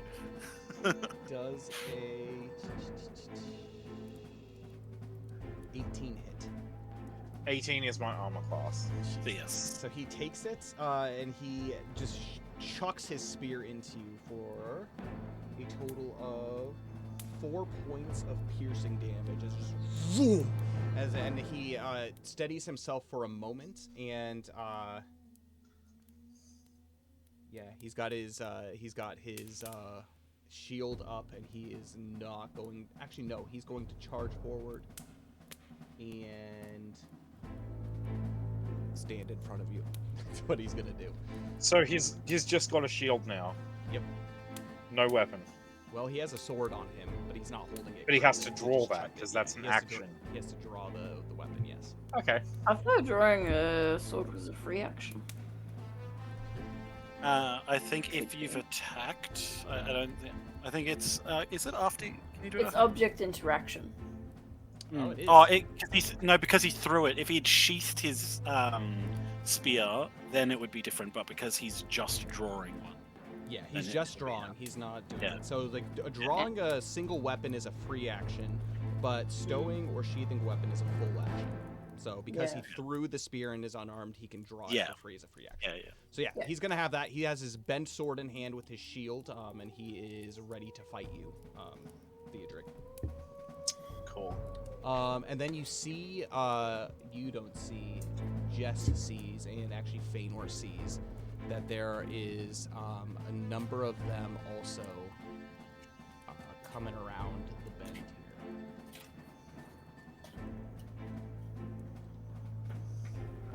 Out of sight. I guess technically you can see him, but he's coming. Two of them.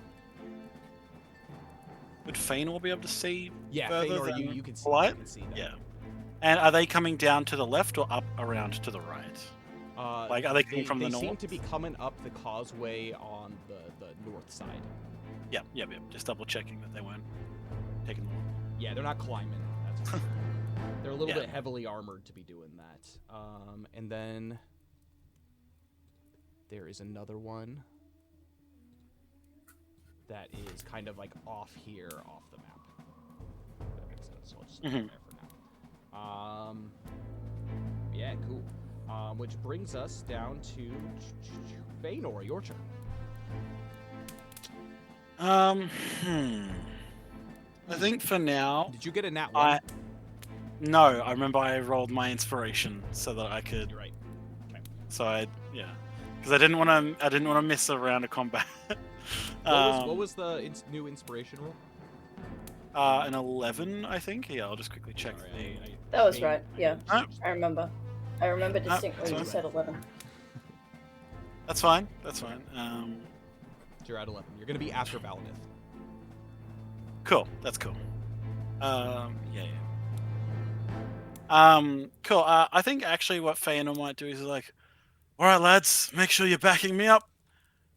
Here they come. And I'm going to run down, so 5, 10, 15, 20 so I want to go 5, 10, 15, 20 here, and I want to use my 10-foot reach to attack them. I'm also going to enter my rage, so... And this is why hexes are much better than squares. It's much easier to calculate distances for poking things. Mhm. Sorry. Maybe controversial. I'm not sure how controversial. But, Yeah. Alright, yeah, go ahead. So I'm going to attempt to hit.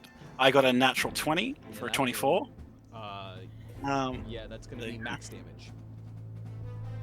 Oh, I've got to make sure I change this because it makes it so it wants to roll 2d12s. Get rid of that. Let's roll. Pretty sure it kills. So Damage. Yes.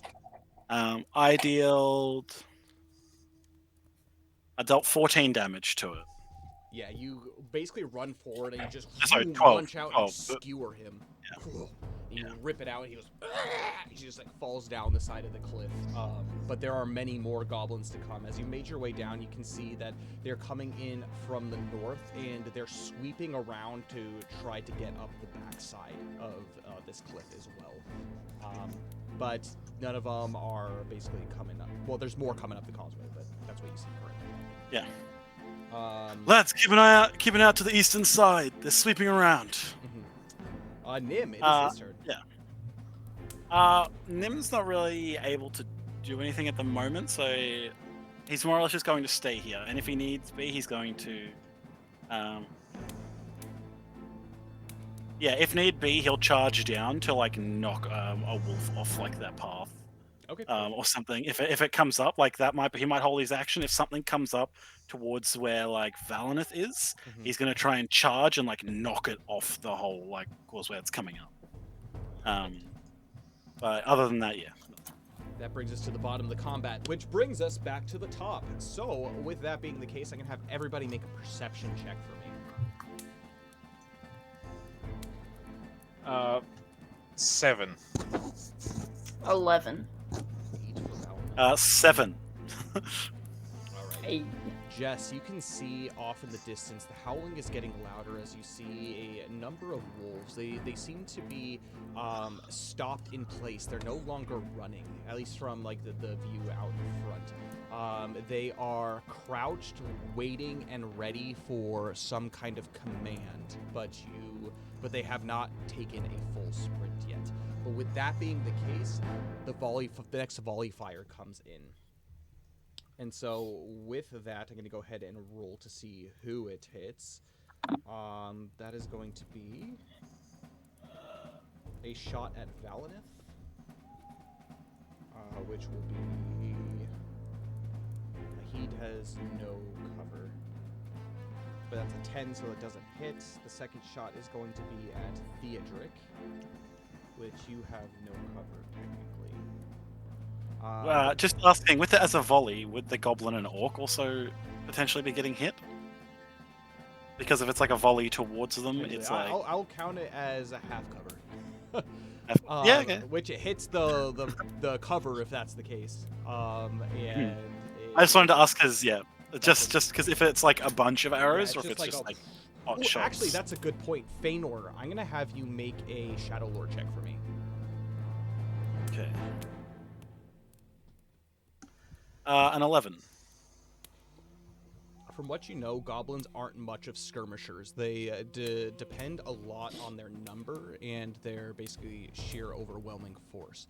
However, some of the goblins that are more well-known and have a better eyesight are actually some of the better archers among orc kind.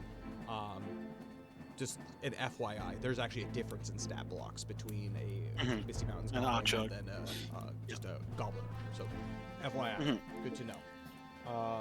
Yeah, cool. Cool, but that is going to miss the orc entirely.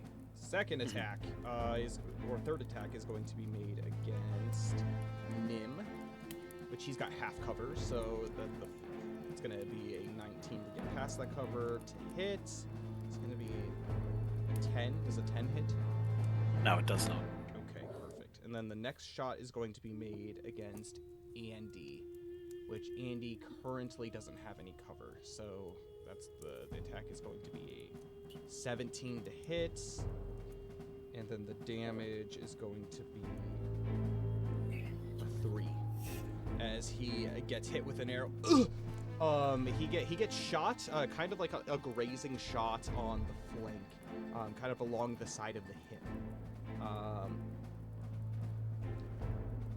Andy doesn't like that very much, but he falls down to the ground and stands back up and goes, and he begins like rubbing the wheels, like, Valineth, is it gonna be infected? Maybe I shouldn't have told them to go to him if they're grievously injured. They're gonna run to him at the first chance. He doesn't look grievously injured, but he definitely did get hurt by that. And then the next shot is going to be made at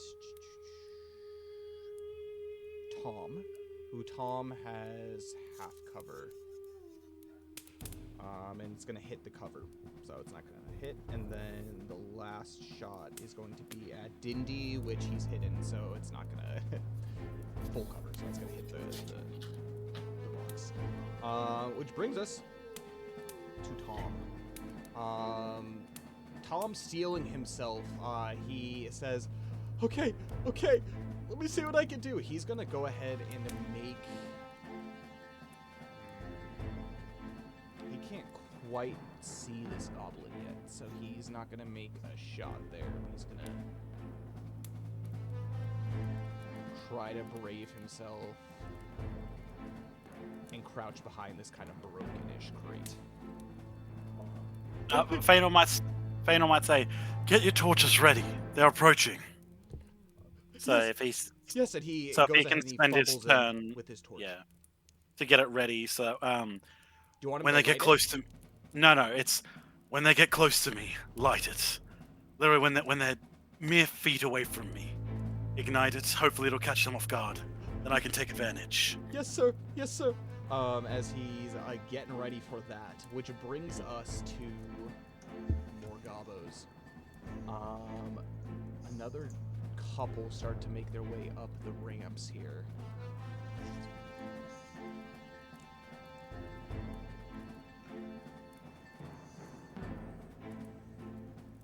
This one's gonna move in and engage Theodric in combat there.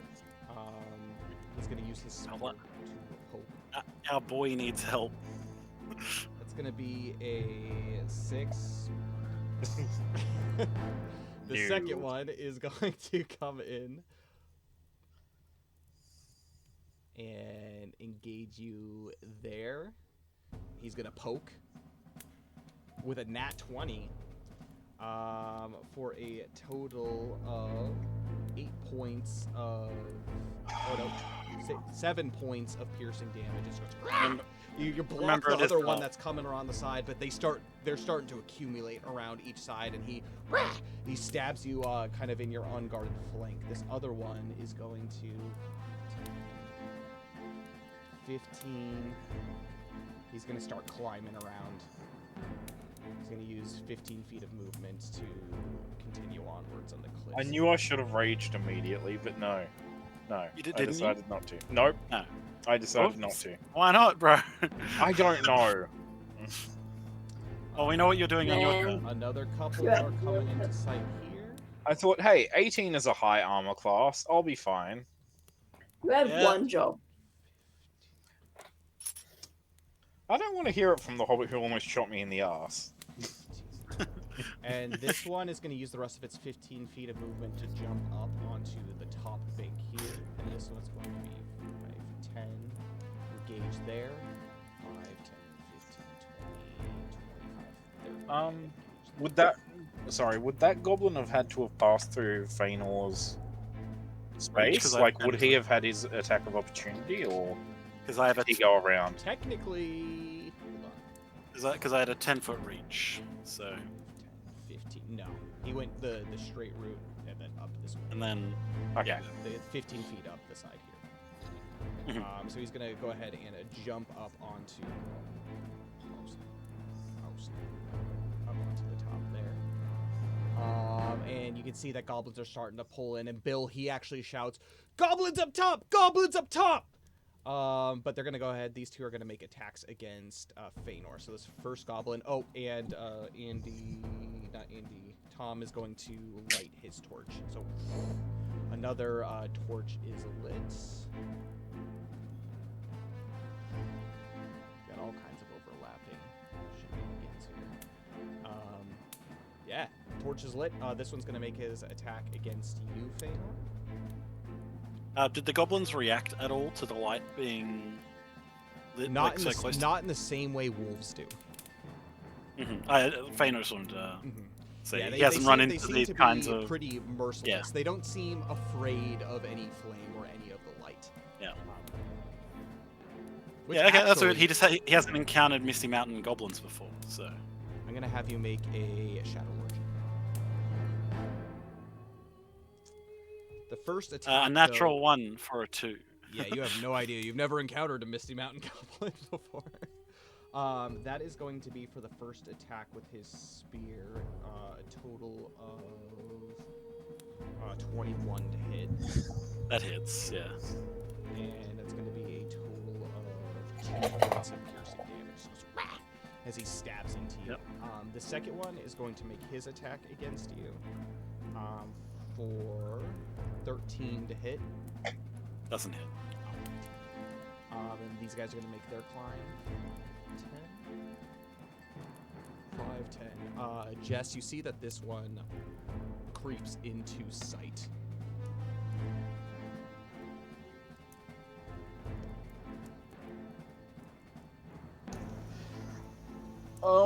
When you've got time, Kyle, Yes. could you go over how I'm supposed to roll for my HP when I level up? I feel like I've done it wrong somehow. Okay. Because I don't know, I keep getting really low. Like I'm on Yeah, 23 it's health. 1d12 plus your con modifier. Every time you level up. So if you leveled up, if you rolled just like really low, that could be rough. Yeah, but I have a con modifier of 2, and I'm at 23 health, and I started with I think 17 HP. Hmm. You started So I've with gotten- 17 HP? I think so. I don't think that's possible. You could have only had a 14 at max. Okay. As a side note, very quickly, Feanor was very lucky. Has been very lucky. I've rolled like 10s and up every time. That's how I have almost 40 Yeah. HP. Okay. I have, Well, I have 39, and that's with pretty consistently good rolls and Okay. a +2. okay, because so- I've got a grand total of 23. Everybody begins to Left hear... or in- No, the a grand horses- total. You all begin to hear the ponies whinny. There are goblins that are coming up the back of the cliff at this point. Just into sight, since nobody was really looking off. They were climbing last turn, but they've continued their climb. But they are now in sight with the ponies, and so the ponies are doing their thing. Which brings us down to Barada-Rock. Okay. Let me just grab his stat block up. I don't know why I closed it by mistake. Oh, Broderick could go kick that goblin in the face that's just gotten up on the left-hand side. That's actually, you just read my mind. It's good that's hexes, otherwise I don't think he would have made it with squares. 60 feet. So, So it's 5, centered on 10. this one. So 5, 10. Yep. 15, 20, 25, 30, 35. And he is going to attack with his hooves. All right. Is the goblin prone? This attack is because you're within 5 feet and still in dim light. It's going to be made normally. Feel free to. Technically, the goblin is prone, so that could be an advantage. He's climbing. He's in a climbing position. So, Okay. is climbing considered prone? I think so. Does a 14 hit? 14 hits. Okay.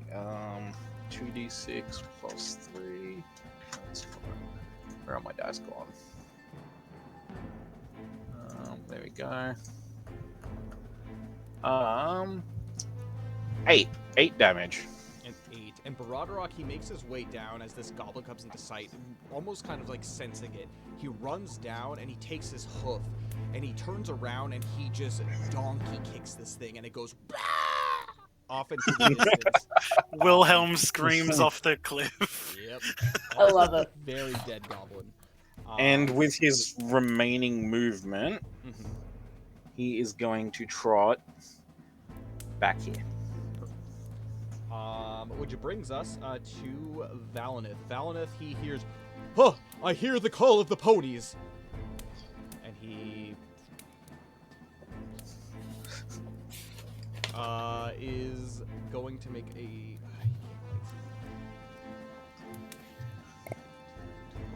Sorry, wouldn't one of the ponies also been able to move because Yes, Broderick and just had his so turn? it was actually Lucy who is tied to Yes. Barada-Rock. If you want to move Sorry, I only the, just the- had. if you want to move, you can feel free to do so. But they have a 30-foot movement, ponies. So Look, I might leave that up to Theodoric to do because Yeah. you know. Theodric, With with that being Barada-Rock as Barada-Rock, Up to you. Okay, You have to make an animal handling check if you want to call out to it. Technically. Oh, okay. Yeah, I'll try and get it to move away a bit, I guess. All right, make an animal handling check as you shout. 20. That's Not gonna natural. follow whatever direction you're gonna. Okay, go. which one was it? This one? Yep, that one. Yeah. We're just gonna get her to move a little bit. Why am I not able to zoom? There we go. 5, 10, 15, 20. Unfortunately, you can't go into the same space. Oh. Yeah, it's a medium-sized Okay. creature. Shoot. Okay. Well, we're just gonna hide here. The ponies are huddling up for safety. Yeah, they are. And Valineth coming over to the side, he's like, I will save you, ponies! So he takes a shot with his bow against this first goblin here. That is going to be a nat 20. Nice. Hot freaking dang. Why is that so good? Okay, that's cool. That is going to be 8 points of damage, to which he picks it off the side. He falls into the abyss. There we go. All the nat 20s. Don't waste them all in one place, I guess. Which brings us to... He's going to go up here for a little bit more of an advantageous position. To Feanor. Cool. I might try this one that is up here. I'm going to attempt to attack. Okay. On the top side. So. By the way, are you enraged? I am. Okay, cool.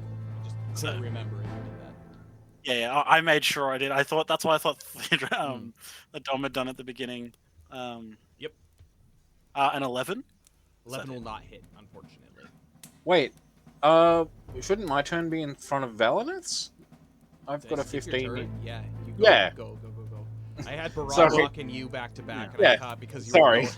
I'm just kidding. No, I was that's just fine. like, I swear I hate... Yeah, well, obviously I'm going to enrage. I'm going to use that now. Because I need it. I'm going to have you make a wisdom saving throw for me. This could be an advantage. That is... Oh. Even better. Potentially. Yes. Well, I didn't need the advantage. The advantage was worse than my first roll. My first wisdom saving throw was a 20. You're good. You go into a rage. Theodoric's just gonna be, I am sick of spears! This is the third time in the last 2 days I have been speared! And he is going to take a swing with his longsword at... Oh, I should probably... Just this one here, the one that snuck up onto his flank and shish kebabbed him. Perfect. Backhands it like it's good. Like he's got a tennis racket. That's a 6. 6 will unfortunately miss. Okay, Feanor. So you miss your attack. Do you want to do anything else? Yeah. I don't think there really is anything I can. Can I attempt to intimidate them? I'm not super great, but you know. Yeah. How do you want to do it? You should use strength to intimidate instead of No. charisma. With the dead goblin that's sitting in front of them, I just kind of kick its body towards them, like trying to almost collide it into their feet, and I'll be like, "Who's next?" Make an athletics check for me. Did you know Feanor broke his toe while kicking this dead goblin in the film? That's what Another- that scream was. Another 11. 11. You do so as the goblin nimbly dodges it and jumps over. Goes, "Ah! I will taste your flesh. Ah!" He just stabs up at you, which he does hit with his attack he did. So, Yeah. yeah. Unfortunately, the intimidation did not quite go off as you would hope. They seem to That's be. fine. They Yeah. seem to be enraged to a degree. These are definitely a different stock than what you had fought previously along the Anduin. But yeah, no, nothing else that I can really do at the moment, not without inciting an attack of opportunity. Okay. Actually, you know what? No, what I might do, actually, I'll take that attack of opportunity. Down 5 and 10, so I'm here between these two sets of goblins. So this is a cliff starting here. So Oh, is it? yeah. Yeah. So there's basically the end of the cliff. Is Yeah, here. I can see it. Yeah. I know there's a lot of things Okay. overlapping. Never mind then. I'll just stay there. I'll hold this like choke point more or less. Perfect. With that brings us to Urbers. He begins to start walking slowly, dismounting his wolf as he begins to call out, Get them! Get them all! Keep the halflings alive!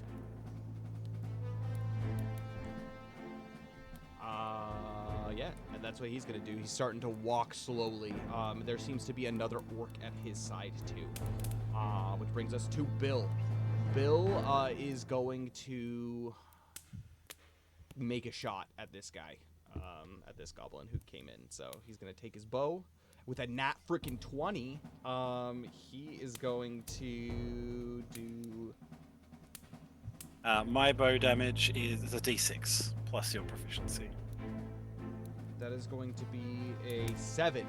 And he basically hits it right between the eyes. He falls back down this cliff and begins tumbling down. Says, "Told you I was worth my salt." As he shakes as he just begins. He's like, "Okay, who's next?" As he looks over the side of the cliff and he sees this one come up. He's gonna creep in a little bit over to the side as this next goblin comes up. Which brings us to Igwar, who can just stand there, and then Andy. Andy is going to. Theodric! Jess, what do I do? As he's just there with his. He's wounded. He just got hit with an arrow, but he's. What weapon is he holding? A spear. Spear. Oh. Let me see. Let us consult the map. I could really use some backup. Yeah. Honestly, Sending him will- here. Yeah, might be I'll good. point and I'll say, Go help Theodric. I'll give you cover fire from here." Okay. As he goes. Hey, you got this. Yeah, just there because he's got the reach. Yeah. From his spear. Yeah. I think spears are 5 feet. Are they? Oh, it's because I have my great spear. Oh yeah. Yeah, spears are 5 feet. Do you want him to go in and initiate? I'll leave that up to you guys because he's closer. Theodric. Would he be rolling with advantage if he jabbed at this one that's climbing up? Yes, so the one that's climbing up is literally like climbing the face of the cliff. Yeah, And so it's essentially defenseless. So, okay, yeah, we'll move him in, and he can attack the one that's climbing up. As he charges it, and look, just like for Bree, as he begins to stab down at this goblin. Let's see if we can get another nat 20. No. It'll also give you advantage on that little goblin later on if need be. Yeah. He got a 13. Does not hit. I'm sorry. We could do this together, Theodric. As he stands basically ready to take on whatever is going to be happening. But that's all he can do. Which brings us to Jess with your cover fire. Hooray! I cover fire. Yep. Grab I come out from the rock, and I'm going to shoot at one of these guys. Wait, you can't see my mouse anymore. Shoot at one of these guys down by Theodric. Okay. Which one specifically? This one is going to be half. Which cover, one this can one's I three see quarters. best? You can see the one climbing best, and actually you can see this one pretty decent as well. I don't care about that one because he's a tiny goblin. And this one you can partially see. So probably your best shots are going to be these two. Okay. This one then. Okay. He is technically climbing. Wait. Okay. Is he within 5 feet of a little ally guy here? forgot I his would name say already. yes. Bill? Even though they're 15 feet, he's like trying to climb around the edge to get up towards its center. So yes, Yeah, he's okay, like cool. along the top of the edge. Yeah, so he's in melee. That's perfect. Yeah, so I'm just gonna shoot him one time. Absolutely. Do I have advantage, or was I not hidden from him? You do. I do. Oh, well, that's perfect, Because then, he's isn't it? climbing. Oh, yeah, perfect. Do. Oh, that'll do it. That's a 21. That'll hit. Okay, perfect. So 6 plus sneak attack. There it is. So 6 plus 5, 11 damage total. You shoot him and he falls dead, tumbling down the side. Good And shot. I use Thanks my- for the cover. And I use my bonus action to hide. Perfect. And you do so. Stealth check for me. No! Oh, it's 10. This one. 10 unfortunately will not do it. Yeah, it's okay. I have like full cover from this one, I think, though. Yeah, definitely. Yeah, he's not gonna be firing anything at you. Okay. Anything else? This is fine. Well, I'm not gonna move from my hiding spot. I'm good, thank you. This guy. I just need clarification. Is calling to someone in combat like an action or anything? No. Talk. As long as you don't do like a huge monologue speech, Yeah. then Yeah. generally it's like you're good. Okay. Let me just tell you my entire tragic backstory real quick. If we talk about the power of friendship, we might get a buff of some kind. Talk no shoots. Yes! Yeah, exactly. I'm gonna talk about how I want to be Hokage, and everything will turn out fine. Believe it. No, actually, just no. I wanna- changed my mind. I want to be king of the pirates. King of the Hokages. I'm gonna find the One Piece. I want to assassinate my teacher. But no, in all seriousness, Theodric's gonna just call Valineth. I could really use a hand. Maybe a healing hand. Don't worry, I'm defending the ponies, but if it's healing you need, I will be right there. I mean, yeah, that would be very nice. I've been stabbed again. Aw, jeez. Twice. Well, I can mend you twice. And with that, he's gonna use his action to come help you next turn. Sweet. So the orcs have made their move, which brings us to Nim. What is Nim doing? I think that Nim is going to move down to kind of stand in the area behind Feanor, like here. So wait, no, Nim, just a little bit sensing you're in further. danger. Yeah, comes down. You can feel his presence as he begins to loom closer. His shadow definitely reflects onto you. This giant horned creature right behind you, ready to back you up if need be. Which is the bottom of the round. And go yeah, ahead. yeah, sorry. No, And anything yeah, else? he's going to hold an action more or less. Mhm. When I get out of, if I like signal, I want him to like run in and attack something. Perfect. And actually, you can move Haddon if you want. So this pony. I might move the pony in closer so that it's actually right near Indy. Okay.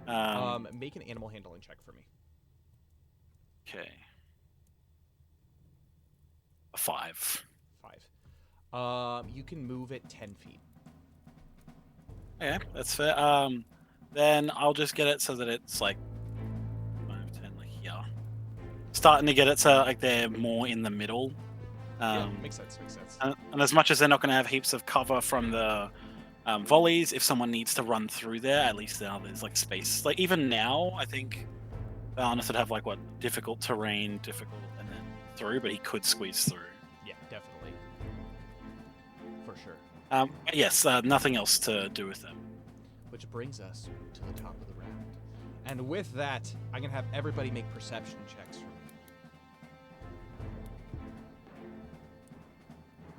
14. 8. 8. Wow. Valinus I keep getting the same rolls as other people. Right? That's so weird. I got a 7 alongside Feanor last round. Is that perception? Yeah, and I check? I think think I got two of us got I rolled a 11s performance the check, round so- previous. Yep. That's so weird. And I think I got a 14 with Valineth on the first round. Valineth, he looks out into the horizon, and the wolves are starting to slowly creep in more and more. They haven't made a full-out dash. He says, "Wolves! Wolves incoming!" And with that, that's going to bring us to the volley phase. So another volley makes its way in Peppers, which 2 of these shots are going to be made at Valineth. First one, Valineth does not have any cover, so first attack is going to be a hit for 2 points of piercing.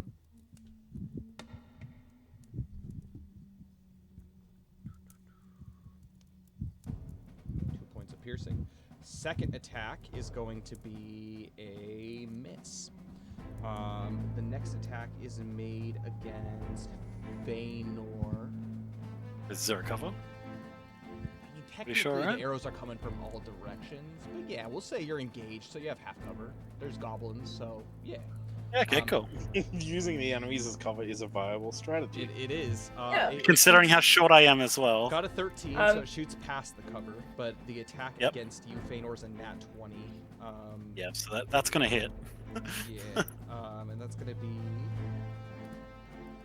7 points of piercing damage as an arrow sinks its way into you. The next shot is gonna be made against Jess. Which I Jess do have has cover. like 3/4 cover, so Yeah. gets a 15, so it doesn't hit. This next attack is going to be made against Baradorok. So just to ask, the little guy that's down next to Theodric, does he go before the goblins go? The one that's next to Theodric doesn't. This one does. So Andy, this guy here, Yeah. goes.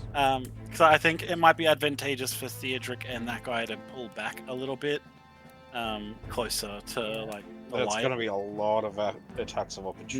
Not if you evade. You have to use your action basically as evasion to run away. Yeah, That is disengage. true. Disengage. That's the one. Yes. Yeah. But it might be more beneficial because then at the very least Closer. because you're kind of all over the way on your own. Yeah. Yeah, We need to shrink the circle. yeah, that'll use up my rage though. That'll end my rage. If you that's don't true. disengage and you break away and they hit you with an attack. With It'll all still be three. Actually, they just need to try to hit me with an attack to keep it going. Right? No, it's you have to either deal damage or take damage. I'm pretty sure. Something to think about. But that brings us more volleys. Baradorok is so he doesn't have cover. Does Nope. a 14 hit Baradorok? He's got his new His new bard, armor? remember. Let's check. How much It's AC a does plus the? 2. It's a +2. That does hit. 13. Baradorok is Just. going to take 3 points of piercing damage. Okay. And then Iguar is going to take a hit. He doesn't have any cover. God damn it. It's going to miss him. Okay. Fortunately, even with advantage, with him being prone. Let's see who's next. Dindy is going to take a freaking... Oh, no, not Dindy. Yes, Dindy is going to take another hit, which it doesn't because he's got full cover. And Lucy is taking 2 shots. So Lucy Why are the goblins so obsessed with Dindy's crate? It's just the luck of the rolls, I'm telling you. Everyone's Wow. assigned a number, and I'm rolling on the table to see who's getting hit. So Funny. There's just good. 2 goblins like, I bet you can't hit that crate amongst all those people. Oh, okay, you're on. Thunk.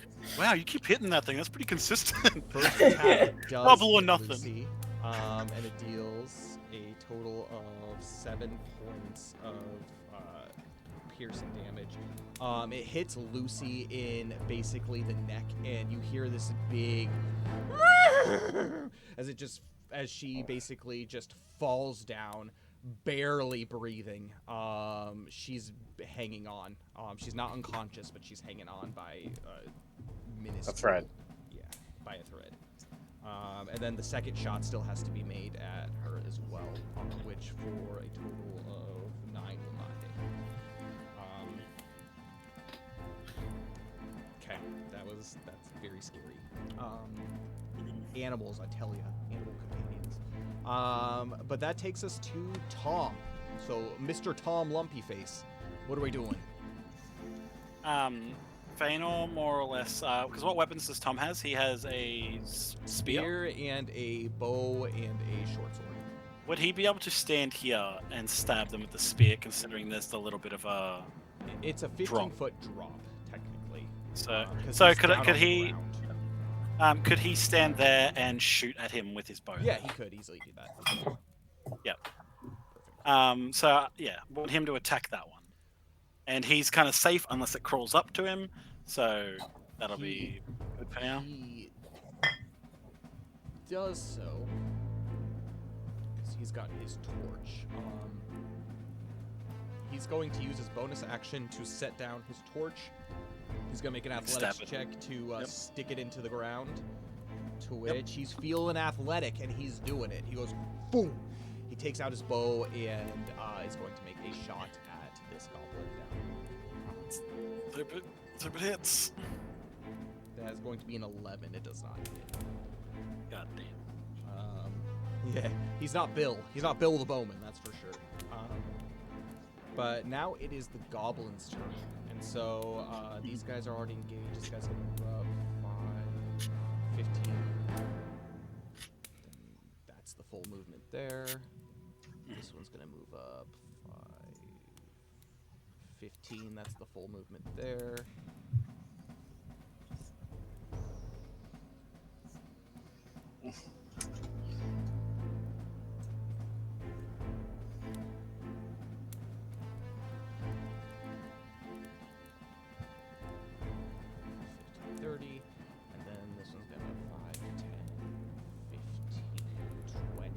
Not have enough movement to start climbing.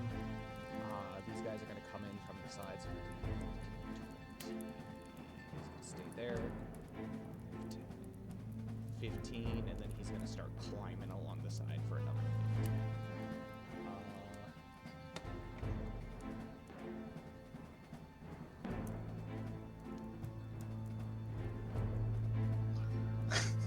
15. How many of these guys are there? Yeah, it's a horde. They're coming, but you guys are holding pretty well up until this point. So that's what the goblins are gonna do. They're gonna make their attacks. This guy's gonna make his attack against Andy first. So with his spear, that's gonna hit. He's going to deal 3 points of piercing damage. Andy, as he stabs in, and he goes, ah! Ah! As he stabs through and he rips out, and you can see, actually, Theodric at this point, Andy's starting to bleed heavily. He says, ah! There's too many of them! I don't know what I can do! You need to fall back as soon as you can. Yes! Yes! Yeah, this one's gonna do that, and then this one is going to try to make his way around you, staying within 5 feet to still keep in contact with you. And he's going to attack you, Theodric. And that is going to be a total of 7. It's not going to hit. This goblin's going to come in and attempt to poke you for a total of a 10, which isn't going to hit. Is that all of them? Yes, that's all of them. I'm going to have Jess make a perception check for me. Okay. Keep in mind, we do have the 2 preparation dice. You do. That's true. We do. I did forget about those. I rolled a 7. Do we want to use a preparation Use the prep dice. Use a preparation dice, I think. Alrighty, Roo. This feels important.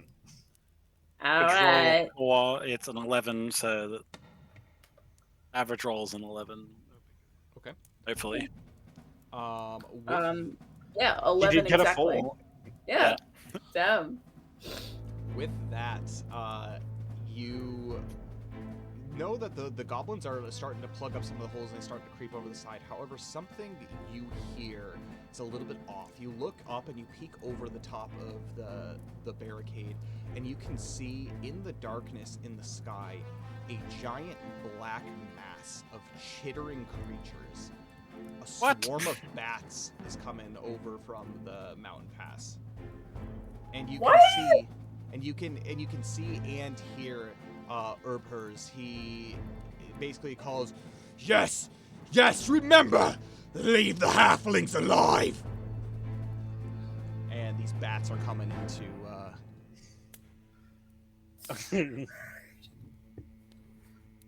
Kyle, I love you, man. Sometimes it feels like you are trying to murder us to the This best is of a your siege. ability. I'm telling you, this is a siege. Why? That's why you guys got preparation dice.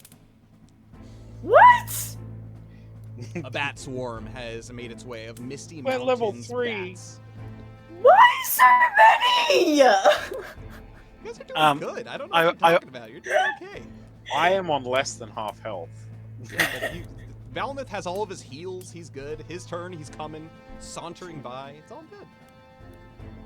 You I just was gotta gonna say start. Kyle is the this is fine dog. it Yeah. might be worth Theodric to try and come back here, and we can try and. Oh block yeah, in. there's no can try- no chance in hell that I'm not coming back.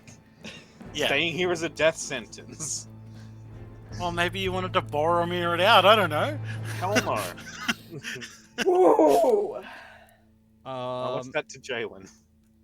There you go. So, Jess, What? you see this bat swarm incoming, as it were. Okay. We got bats incoming. Cool, that's the others. God, where's more oil? I need that. Okay. It's Baradrock's turn. Baradrock is gonna come over here and kick the orc. Okay, this one's not going to be an advantage. The goblin has just made basically ground and has grabbed its spear and is ready to fight whatever. And then this horse. Go ahead and make a hoof attack. Does a 16 hit? Yeah, 16 will hit. Okay. That is 5 damage. Oh, 8 damage. 8 damage. And as Baradrock comes in with the front of its hoofs, it kind of does this thing, like rears up and like smacks him. And crushed under his feet is the corpse of a goblin. And then Baradrock, like the good boy he is going to come 5, 10, 15, 20, 25. Unfortunately, you're not going is to be that- able to make that gap with the size Okay. difference there. 25, that'll be fine. Perfect. If you want, because Nim is probably hopefully going to move, he could. Oh no. No, that's fine. I just kind of It's okay. wanted. You can attempt to move the pony as well. I will say this: Lucy's sitting on 1 HP. Yeah. Have Lucy die her heroic death and kick that other goblin to death. Then we can still eat Animal the handling horse. check again. Animal handling check. That's a 22. 22. You can go ahead and move Lucy the full 30-foot movement. Lucy is just gonna move Lu- 5. That's That's Haddon. You have the Oh. other horse. you technically. Well, can she go can't this get way. past Haddon. Yeah. You Okay. can. So they're medium creatures. So you can- 15, 20. And they have 30 feet, right? Yep. 25. And I think she's just gonna 30. That's Oh, jumping meat shield into for the Igwa. campfire. So you can Ah. go this side or this side. We'll go to the left. So providing him adequate meat shield for Igwa from Yeah, in any the arrow fire. get a nice in the way half cover. It's just trying to get away from the orcs and goblins that Absolutely. are hurting it. Absolutely. And that's going to be that turn. So which brings us to you, Theodric. Okay. Well, Theodric is going to make an attack at the goblin kind of... Oh, Keep turning off that. So This just one double here. checking. Are you attacking or disengaging? I'm going to attack, and I'm just going to take the attacks of opportunity when I leave. Yep. Okay. So I'm going to try and attack this gobbo here Okay. with my longsword, as per usual. That's a nat 20 for a 24. Dead goblin. Should have hit the goblin. Should have hit the orc. I wish. But yeah, that is a dead goblin. With Especially considering I forgot to do the orc attack last turn. oh, okay. It's Okay, okay. take backs. It's okay. It's all good. wanna That's do- my fault okay. for missing my orc attack. He's just standing there like the goblins got this. They're like they're dying. Oh, they're dying. And with that, I'm going to move 5 and take my attacks of opportunity 5. Alright, so all three of two, them I'll- we're gonna do. Let's go ahead and start with the goblin on the left. He's gonna use his bonus action to. That is not gonna hit. This goblin down here is 16 is not gonna hit. Is that correct? Correct. And then the orc with a nat 20. With a nat 20. With a nat 20. This is Yep. going to be a total of.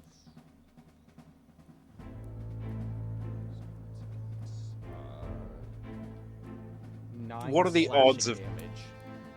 9 slashing damage? It is halved. That's half, so That'll be 5. All Oh. right. Are we rounding down or rounding up? Rounding up. oh, okay. No, really? We round round down. up for the AC and for the damage? Yeah. Okie dokie. I'm real hurt. Like, I'm real hurt. But you disengage, so you can go ahead and move. Yeah, cool. 5, 10, 15, 20, 25, and 30. and There Andy we go. says, Just saying, do you have Go! a bow? at "Go! all? I'll hold them off. I'll join you soon." He just- It's like a zombie apocalypse. He's just Yeah. instantly overwhelmed by the waves. And he's gonna be like, Andy, get over here. Valineth, I really need you. Don't worry, I'm on my way. And Valineth, it is his turn now, so let's go. All right, what happened to you, buddy? As he takes out his medical supplies. How can I help? Tell me, where are you injured? And he's like, oh, I got a boo-boo here, and I got a boo-boo here, and I got a boo-boo here. And there's lots of blood. All right, he's gonna go ahead and use his Hands of the Healer ability. So that is going to be 2d8 plus 3. So let me go ahead and roll that real quick.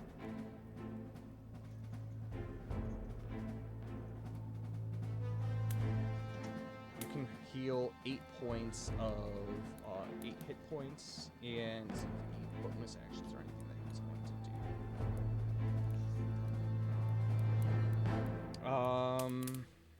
Nah, there's not much else he can do. Hope that helps, buddy. I mean, it's better than nothing. Yeah, it's good. Sorry, I'm in a rush. And he goes ahead and he pulls up he takes his bow out and be like, I'm ready. Alright, that's what Valineth is going to do during his turn, which brings us to Feanor. Cool. 3rd time's a charm. I'm gonna try and stab this goblin again. This one. Okay. If only I could hit Great. a 12. 12 will not hit, unfortunately. Oh my. Hey, you're plugging the hole up. Yeah, but now there's about to be orcs and stuff as well. I'm gonna roll a d6. Roll a d16. Okay, I can do that. And I want this, please. That is a 16. Hell yeah! Oh, if you didn't have inspiration, you have it now. Thank you. Ugh, Let's watch me now miss this hit as well. Does a 13 hit? a 13 doesn't hit. See, god damn it! Hey, it's still pretty cool. Got that have my T16, that 16. Hey, at least to help everyone else out. That's true. That's true. I'm getting all the gnats going on here. Anything else, Fedor? You know what? Yeah, I am going to move up and around, so I'm above this goblin. This is a Okay. cliff. Oh wait. Okay. I thought that was like the edge of the road. Yeah. So the edge of the road is Oh, right yeah. here. Cliffs Okay. going Okay. Yep. downwards. Never mind then. No, there's nothing I can do. Okay. You don't get a whole lot of bonus action stuff other I don't than know going if you into guys your saw range. it or not, but Brit rolled a d16.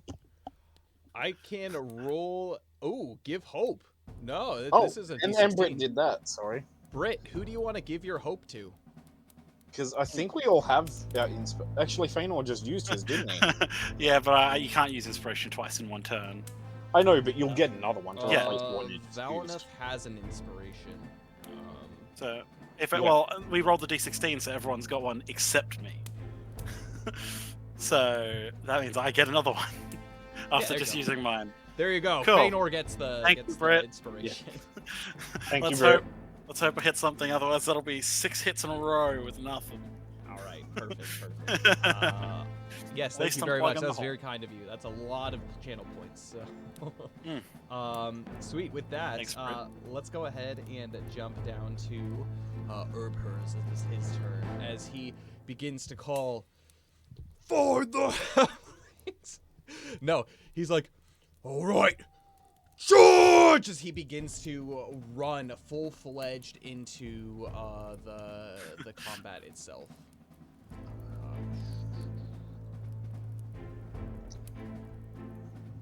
Oh,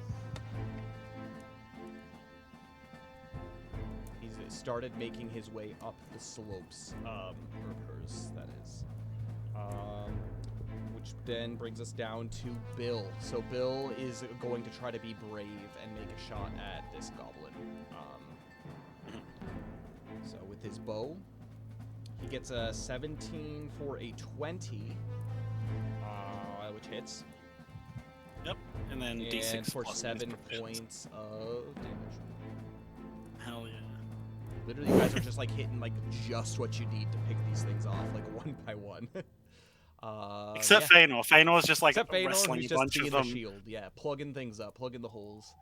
I will add, I am just for everyone else. I am only down 1 HP because I still had temp HP. Oh, jeez, crazy. So, as much as I haven't been hitting anything, I also haven't been getting hit too bad. And Yeah, I'm Bill is still good. at full HP. Yeah, and Valen is still full HP too. So So it's Yeah, just Theodric who got yeah, the crap out of it. Theodric, and Andy and Lucy. I've are- taken 2 crit hits already. That's true. Yep. That's freaking rough. And then Bill is going to make his way over and basically duck down behind this little barrier here. And that brings us to Igwar, who is going to say, or just sit there. That's what he's going to do.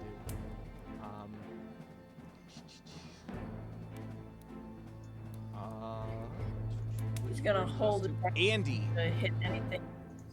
Okay, Andy, what are we going to do? Just disengage. Is just disengaging and hauling Yeah, ass. he's going to use his disengagement. 25, 30. He's So just, yeah. also bleeding pretty heavily. He's like, I'm sorry. Where was this one? Oh yeah, this was just the set.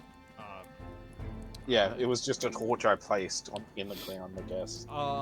Theodric, I'm gonna have you make a perception check for me. A nat 20 Nat 20. for 21. You have noticed that at this point, the fires have started going out. Goblins are doing what they can to throw dirt or whatever they can on the fires on the outside. They are not out yet. They probably have about 2 turns before they're out. Wonderful. Theodric's just gonna pass that along to everyone. Just be like, Throw your oil flask on the torch in the center of where we're all standing. Throw your hand grenade. It's a way to go out. The holy hand grenade? The holy hand grenade of Antioch. It's good if it's good for rabbits. It's good for goblins, right? right. Jess, it is your turn. Awesome. There's an actual stat block for that rabbit, you know. Oh, I bet there is. Of course there Probably is. like 1-hit kill. It's ridiculous. That rabbit's done. Okay, can I do an insight check on the big old orc as a free action, or is that a full action?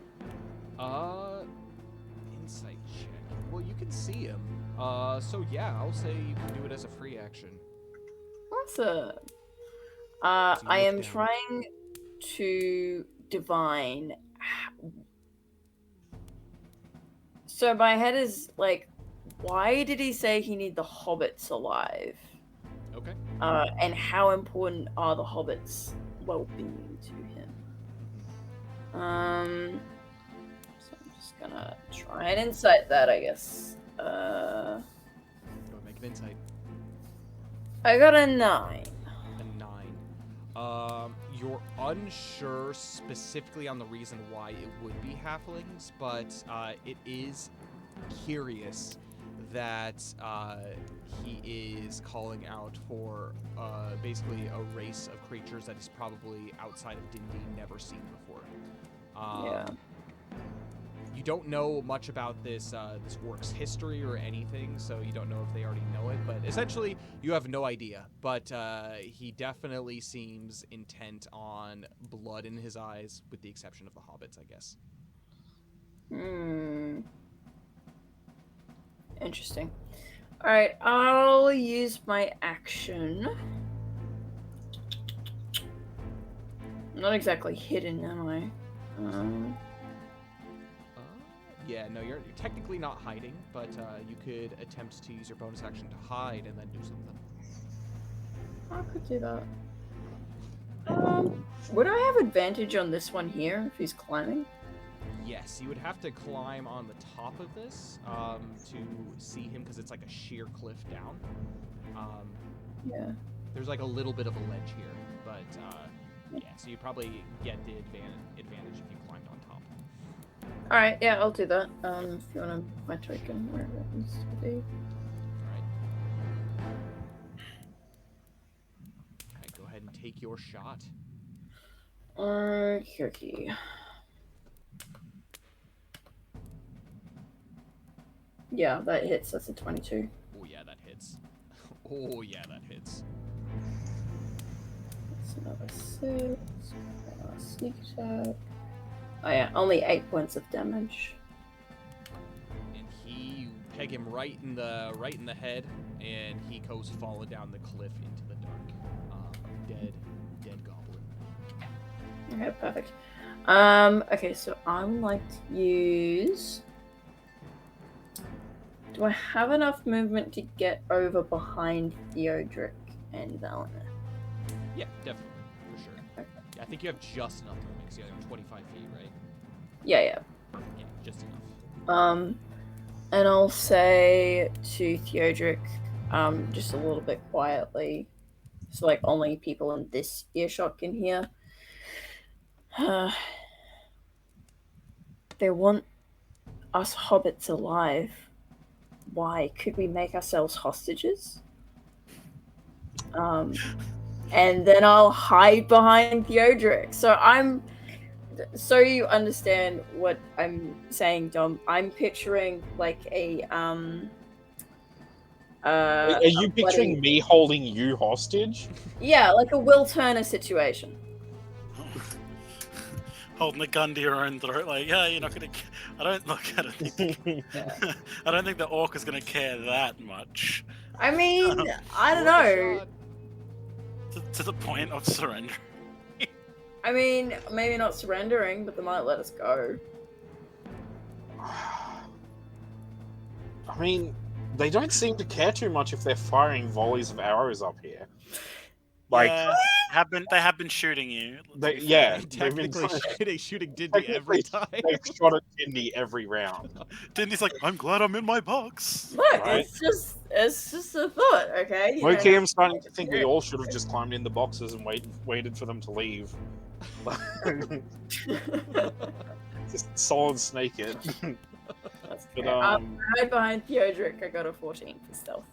Okay, yeah, you do hide successfully. Easy. Done. The orcs, it is their turn now, as Urpers, he commands them forward. Forward! We take the fort tonight! And 30. Yeah, he's gonna attack you, Theodric.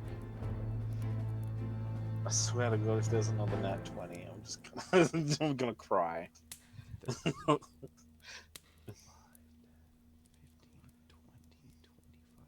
30. They start making their way along the sides here. Yes, this one is going to go ahead and make a sword attack on you. With that, it is going to be 14 to hit. That does not. This one is going to throw his spear at Andy. No. For nat 1, so yeah, that's not happening.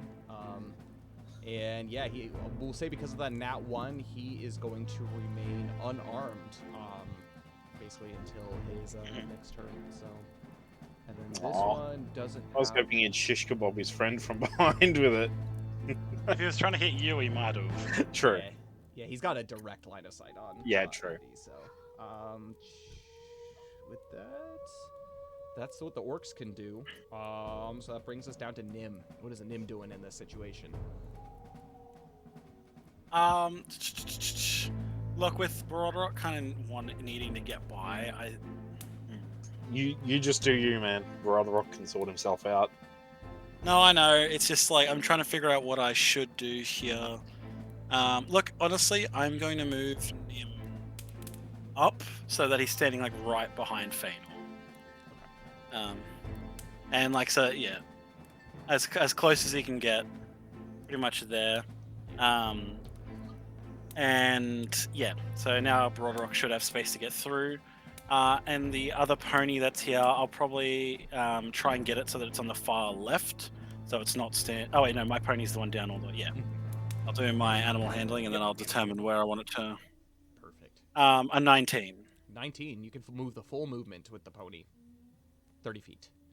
I want the pony to end up over here, so it's like off to the side. It's kind of like not in the. Yeah, he's got cover. Yeah. With that. Yeah. So yeah. All Clear out right. some space for us. That is the bottom of the round. Now we're at the top of the combat round, and this is going to be the last turn that I'm going to have you make your perception checks. As the light in the distance is starting to go out. 11. What time is it, by the way? We know it's nighttime, obviously. Yeah, nighttime. I know the way that like the D&D like rules work is like each round is like what is 6 seconds or something in combat. Yeah. This is technically, with it being a siege, it's going to be a little bit longer. So we'll just say you're about an hour into the siege. So probably at this point around 9 or 10 p.m. at night. Yeah. Lovely. You were hoping that it would be almost dawn. Yeah. I'm hoping dawn of the first day, Gandalf rocks up, slaughters, everything leaves. We get to go home. I would love a contingent of eagles to come in here right now. No. Eagles one-time thing. They had a deal. Eagles is a one-time thing? What Eagles about was a Bogdred? Would you have Bogdred rescue us again? He's FYI. never rescued us before, but I'd be fine with it for once. FYI, if you guys look here, so you guys are currently right here at the high pass. Where the eagles live, the eagles' eyrie is literally right here. Yeah. Oh yeah, literally, it's like what, like a You're as day. close as you could be to where the eagles live. Just FYI. Yeah. They still don't care. I got a 17 for my perception check. Like, the only reason the eagles would help would be if they thought something here was like delicious. We don't have any sheep. Jess, dress up as a sheep. Maybe the Valenic got a eagle. I 13 made for his soup, perception. guys! True. 13? Cool. Valenic I got a 13. 9 on that perception as well. And I got an 11. Wait, did you also get a 17, Theodric? No, I got a 9. Oh, okay. 9. You will give us the answer to the question, Fräulein. I'm for some reason here struggling with my internet. Not for the stream, with my laptop. Okay. So with that 9, as you begin to assess like the goblins and everything in the general vicinity as they're creeping in, You can tell that the majority of them have begun their assaults on the hills. The wolves are creeping in, but they are not at full sprint. They're moving and basically circling, waiting for anybody, if you attempt to flee, to catch you off guard. From what you could deduce, specifically you, Jess. I need to restart this computer. I have two computers, thank goodness. Okay. Awesome. Yeah. Which brings us to the goblin shooting of their. The goblin Like, they're shooting. still firing volleys even though their friends are up here? They're goblins. Yeah, heck yeah, they are. I mean, I thought so, but the boss is here now, right? Like, Boss Captain, is we're here. firing. He's ranks. starting to climb the hill. But yeah, no, definitely these guys are starting to fire. And from what you can tell, it seems like there's almost more arrows that are incoming at this point too. More as the goblin force is arriving in full. Yeah, shots are going to be made. So the first one is going to be at Valineth. Does he have any? Yeah, he's got some in the ways, technically. Yeah, we'll say he's got half cover. Yeah, we'll say he's got half cover. So with that, it rolls through, it hits Valineth. And then for the damage, or no, the hit roll, 13, which does not hit. Second attack is going in against friggin' not Lucy, the other pony, Haddon, which he's got half cover, so that's gonna hit past the barrier for a total, and then his hit roll is going to be a 16, definitely hits. The pony takes 3 piercing. Haddon also looks in a rough state. Very similar state to Lucy. Both have 1 hit point remaining. Wow. The next one is going to be made against Feanor. And this is going to be a... Yeah, you definitely have cover, which it hits the cover, which I guess would be this goblin. So let's see if it actually does damage. Yes, it hits past the goblin's armor for a total of 5 points of piercing damage as it hits this goblin in the side. He starts bleeding profusely as he's like, as he's going to attempt to stab you, Feanor, in future rounds. Yeah, he's looking pretty hurt though, very, very hurt. And that's the most damage Feanor has done this combat. Yes. Yep. Next one's going at Baradarok. no, Feanor, didn't you shish kebab a guy at the start and one-shot him? True. Yes, I did Nat kill one 20. guy, but Crit. yeah, and then other than that, I haven't hit. A 12 to hit Baradarok. No, Right. it does not. Because he doesn't have cover. So the next one is going to be at Jess, which you are hidden. So I'm gonna re-roll that. I guess Yeah. it's a volley fire. I guess that wouldn't matter. It's just a They random have fire. to see me in order to hit me. Well, there's kind of just random. They can't volley see any fire. of us Oh, okay, right never now. mind then. It's just kind of like. Then it makes it a disadvantage. Yeah, sure, we'll do that. I like that. Which at disadvantage is a nat 1, so yeah, I'm not gonna hit. And then the next shot is going to be made at Feanor again. Thank you for agreeing to my antics. Absolutely. Anything you can do to justify stuff, like that's totally fine. It makes sense to me. It makes sense to you. Might make sense to me. We'll see. That hits cover, meaning it hits this goblin again. So let's see if it, for a total of a 21, that hits, and that I'm takes. gonna high five that other goblin for the assist. Freaking goblins just shooting at each other.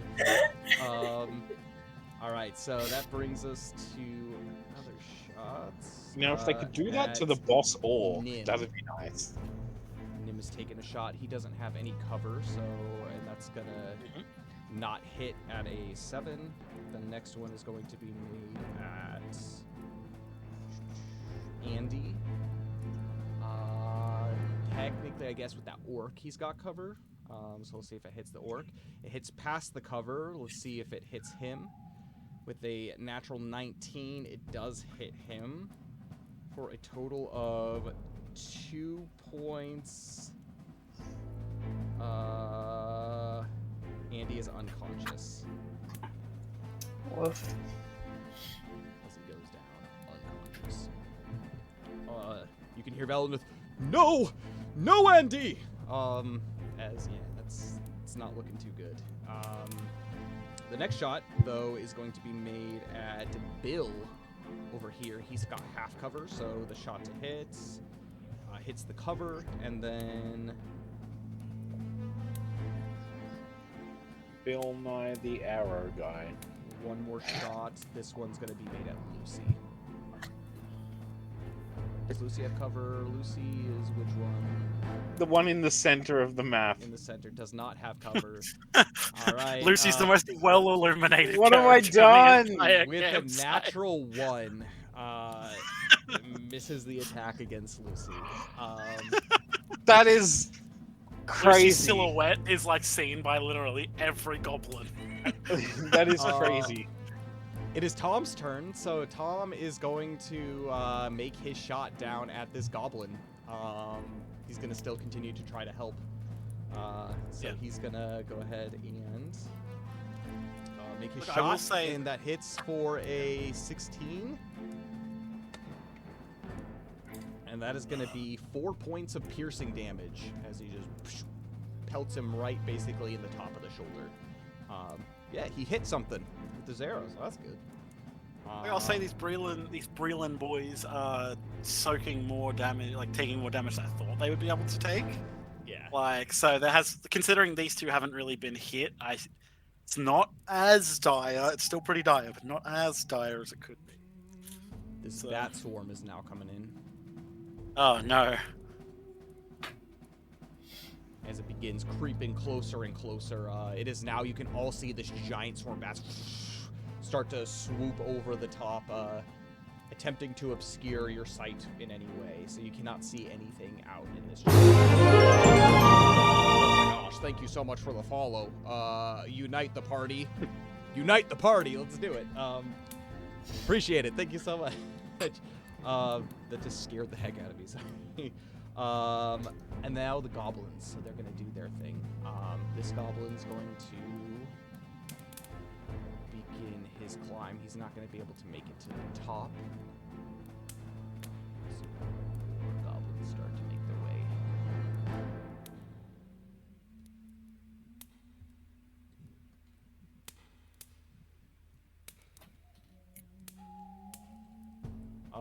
This one is gonna fill in the space here. They're gonna both attack. This one's gonna make its first attack on you, Feanor. To which I'm assuming a 12 doesn't hit. It does not. This goblin is going to make his attack. Does a 17 hit? Yes, it does. Okay, so he's gonna hit you for 2 points of piercing damage as he shanks you. These other Okay, goblins, they've moved. They're gonna start making their way.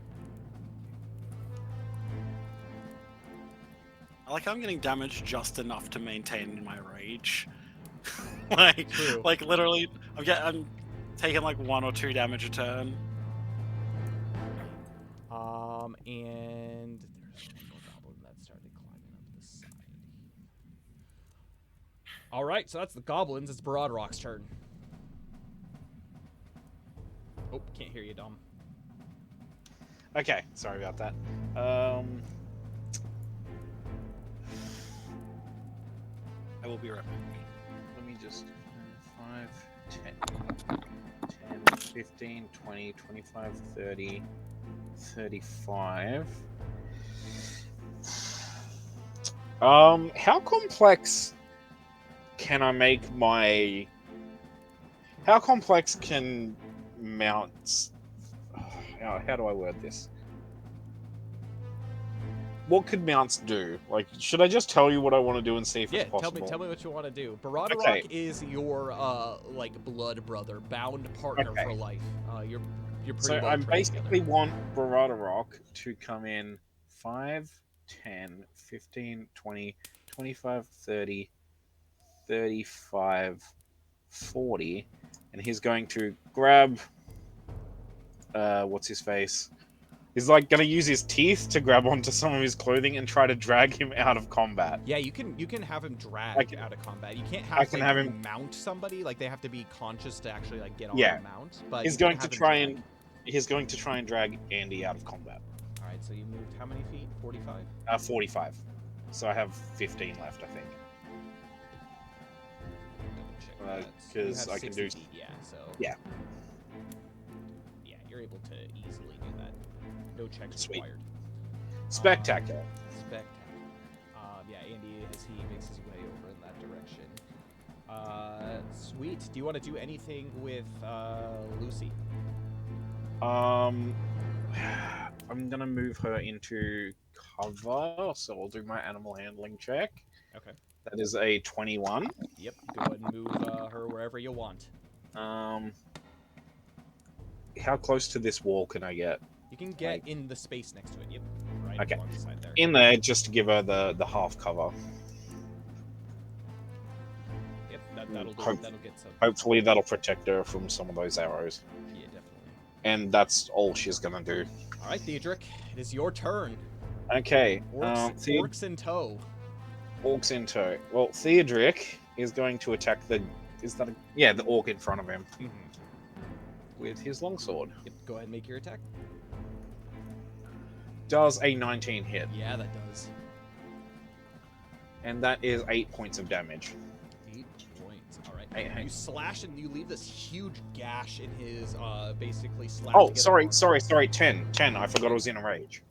Oh, nice. Yeah, you make this huge slash across the front of him, and his armor starts to kind of hang a little bit. It's not super well cobbled together, but it's definitely like iron, like plates and stuff. So you're able to cut through it, and he begins bleeding pretty profusely, especially with that intense amount of damage. He's still standing, but he looks hurt, very hurt. Wonderful.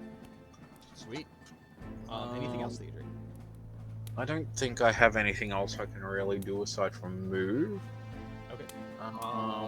Yes, you will get an opportunity to attack against you if you do. Yeah, no, I'm gonna stand my ground. This is kind of Best all spot, we got. honestly. Yeah, yeah, this is kind of what we got. Valineth is his turn. He's gonna lean into your ear and say, "You've got this. I'll be right back." And he goes. He is going to spend a charge of his Athelis on Mr. Poor Andy. So he is going to first and foremost make. I guess it's just an automatic use. It's just an item. So it's 1d4 plus 1. Come on, d4.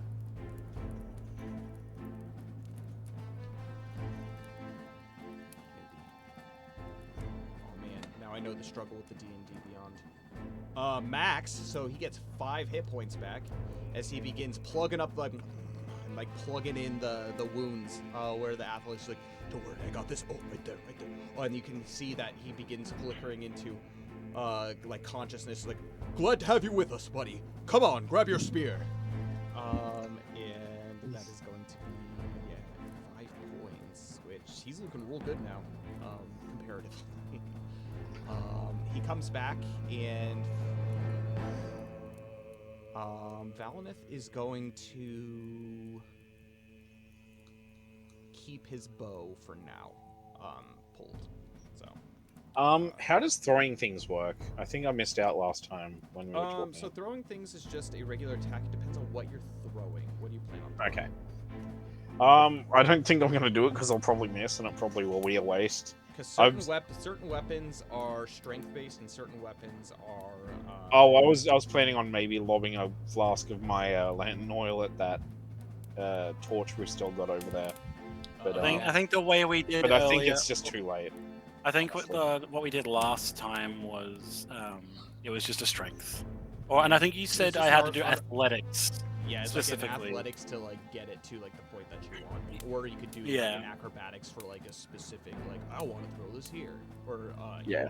for that. So And honestly, I think if you were to throw it and to hit, those guys are within like 10 feet of it. So Yeah. that does a bit of damage, I can tell you from experience. Yeah, I can't afford to be charbroiled like you did, though. Yeah. Just start punching these guys with your fists. Maybe that'll empower you. I wish. but Feanor, it is your turn. You know what? Fourth time's the charm. I'm gonna attempt to stab this dude again. Which one, upper or lower? I'm gonna stab the one that has just shown up, the one on the top. Perfect. So, an 18. Yep, that'll hit. Cool. I am then also going to take. Is there space up beside this dude up here? Sorry. So like just here? Or no? There's space here. There's a cliff. So what are you thinking? I was going to, because if I've just like, because hopefully I kill this dude. Okay. Let me just quickly roll my damage. Does 15 damage kill him? Yes.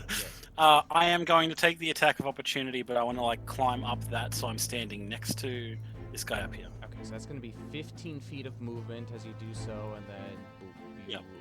are able to. Yep. He will get an attack of opportunity. That's the, fine. The one gobbo, and he is going to get a 18 to hit, That hits. and that's going to be 6 points of piercing damage. Cool, that's fine. I'm still going strong. Yeah. So that's that. Do you want to move? Okay. Any more? So that's 15, 20. Can I slip by him? I want to try and run down the right-hand side, down to where this. Yeah, as far as I can, down towards this dude. So that's as far as you can make it. Yeah, that's fine. Perfect. Okay, cool. Yeah, you start making your way around the back, and you see as you look down, orcs have started making their way around the long way as well. With the goblins that are beginning to climb off, and Bill is by himself holding off these 3 goblins that are starting to make their way up. Now it is Ubhur's turn. He begins calling, and as he charges, like, Come on, we're gonna feast well tonight! and just he's gonna do a sprint. 10, 15, 20, 25, 30, 35, 40, 45, 50. As he makes his way, basically shoves the orcs aside, you see that this great orc makes his way in. He has this bent scimitar in hand as he looks and he points directly to you, Theodric. He's like, You're mine! and that is where we're gonna end our session for tonight. Okay, so can we all agree next session to target that dude? Feanor's a little bit far away to help you. Look, I just. I will say I only took 5 damage that entire session. Really? Must It be seemed nice. like more. Off my, I had 3 Oh, temp you got HP, rage. Yeah, that's true. and because everything was halved, so I'm at 34 HP still. So that's why Feanor's like, look, I've got to come around and give the assist. Jeez. Yeah, Nim can clog up with Tom up there. At least a little bit. Like, I'm gonna skip the session thoughts if that's okay. Yeah, no worries, no worries. I'm Sounds good. wilting in the heat. It is. We're in the middle of a heat wave over here in Australia. For those of you who don't know, I've got the opposite it was- problem here. I've been waking up and I'm like in like a hoodie and I'm like, oh, it is so fucking cold. So yeah, I have like my heater going and everything here. Just crazy. Different hemispheres. for those of you in America, no problems. We appreciate you for hanging in there with us. I know it's Yes. hot. Take care of It's a yourself. southern hemisphere thing. Hydrate, Yeah. hydrate, please. Don't be For those of lazy you if in don't take America, hydrogen. it was 95 degrees Fahrenheit today. For us And I'm here in sure it's Australia, humid, that's too. 35. Oh yeah, Super humid. something like 70 to Um, 80% humidity, I think. It feels like 80%, I'm walking yeah. in a blanket. Yeah, 80% humidity today. Get some ice so- packs. Put that on your neck, armpits, Yeah. feet. All right. I'm gonna go. Have a Thank you good night, so much guys. for appreciate you for hanging in there with us. See ya. Yeah, I guess we could just go. This is the state of the board. Let me go ahead and save this view here. God, that is horrendous.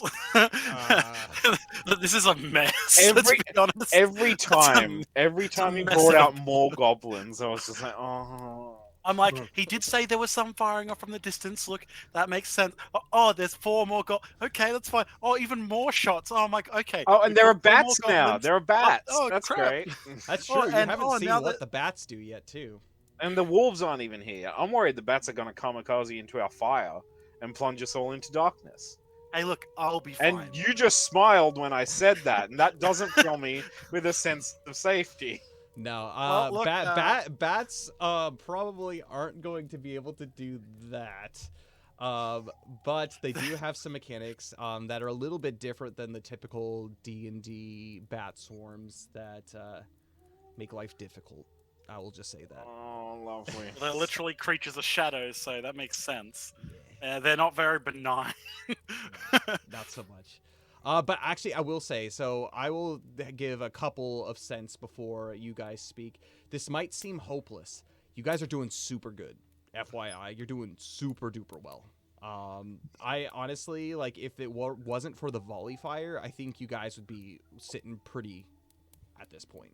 It's pretty much the volley fire that's, like, kind of chipping off a little bit of damage. I haven't here and taken there. any volley fire. It's been those 2 crits. Are you that serious? You really haven't don't. taken any volley fire? I I'm haven't taken tracking a this. single bit of volley fire.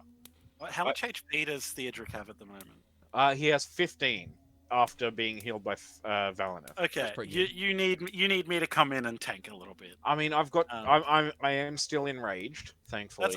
It's essentially 30 HP, that's a pretty sizable amount. But Right. you're also dealing with.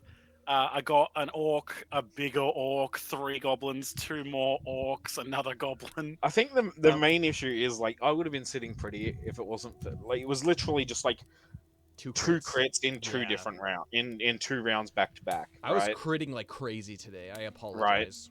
No, it's I cool. mean, on like, both it is ends. just, I got a couple crits for you guys too, but Yeah. like, it is literally just where the dice go, and tonight I've been particularly unlucky. ugh. But let's see. Like you are the bulwark here. You got orcs, goblins, Ubhurs here. You have full HP. Jess and Valineth are there. Valineth I does think- have melee. I think and- what frustrated me the most is I forgot to enrage on my first turn, so I took both of those crits without my half, full without the damage. half damage. Yeah. Yeah. Nah, it's always a good thing to go in, especially if you're going into combat. It's a little bit. I get why you are like a little bit more apprehensive of it because I have to do the in wisdom normal D saving and throw. D, well, not even that. In normal D and D, it's you get a long rest at the end of every day, so we'd just be use getting it 3 willy-nilly. different. Yeah. Yeah, you'd have 3 rages in this one encounter essentially. Yeah. So So if this went is a game of conserve what you got, because that's like why Valineth used the Athelis on him. He's like, I'm not gonna use my big heal on NPC. I'm gonna freaking use it just in case like somebody needs it, because he's got 1 left. So Because the fairy, when we jumped into the mushroom circle, sorry, not the fairy circle, the mushroom circle, Mm. was it flower circle? flower circle, yeah, That was just a short rest, correct, right? correct. Yeah. Yeah. Yeah. So like, yeah, I've only got 1. Well, not including the one I'm in now. I've only got 1 left. I've used 2 of my rages. Mhm. Yeah, yeah. I think I'm in the same boat because I used the previous one against the other goblins when I threw the firebomb, which is like the only reason I didn't die. I used Talk mine about against. that back. I used mine against that warg. Yeah. Yeah. But no, so what did you think of this session? Like, I think we did a really good job. You like, if you had been any further back on the map, as much as I was like, you're a bit far away. If you'd been even 5 feet further back, they would have been able to just stream past you into the like combat encounter. That's what I was thinking, but Yeah. I honestly wasn't expecting this much to be thrown at us. Mm. Like, And, 'cause like, they were with- yeah, yeah. skirmishes, and I was like, okay, like that's not horrible, but yeah, it's Yeah, and a I'm lot. almost thinking that maybe I should have done something similar by positioning myself more at like this part of the map, literally like block like shoulder to shoulder this like barrier. That would have been Um, an issue for our archers, though, for the uh, boys. Yeah, but that's what I'm saying. Like, if I had the archer just over on this side, kind of like taking pot shots at, Yeah. the goblins climbing up, or even like being down here, so then they have their angle to come across. And then me and one of them just stabbing. But oh god, I'm just gonna check the roll log. You probably saw me a few times in it. I was just spamming to see what I would get. Um, and I think out of all the rolls, even when I was spamming it, I was hitting like 1 in every 6 rolls. Ugh. So I was like, because I was looking, I'm like, look, the AC is probably like 14 or something, 15, whatever. Nothing was like above like a 10. And I'm like, God, that's the +4 to hit. Yeah, I really you considered guys did throwing. find the sweet AC part because I think you guys Yeah. hit at a 14, did not hit at 13, so it's a 14 for the Yeah. goblins. Yeah. You're unsure yet about the orcs, bats, and ubhers, but Yeah. as far as the goblins are concerned, you But pretty much know it's a yeah. 14. So Yeah. And like I was tempted to use 2 hand axes, like do a main attack and then an offhand with my bonus action, just to have like the extra action economy. But look, odds are if I can hit them with my great spear, it kills them in 1 hit, Right. which That's- was like That's the benefit. same reasoning I've got for my longsword, to be honest. that Because was I think we have essentially the same kit when it I comes have to a- weapons. I do a D12, but I have 10-foot reach. Yeah, I think we've. I've also got my 2 hand axes and a short bow. Well, I I used to have 5 hand axes, but I've been handing them out a fair bit. True. I've only got 2 left. I've only got a spear, not a great spear. But yeah. I do also have a spear.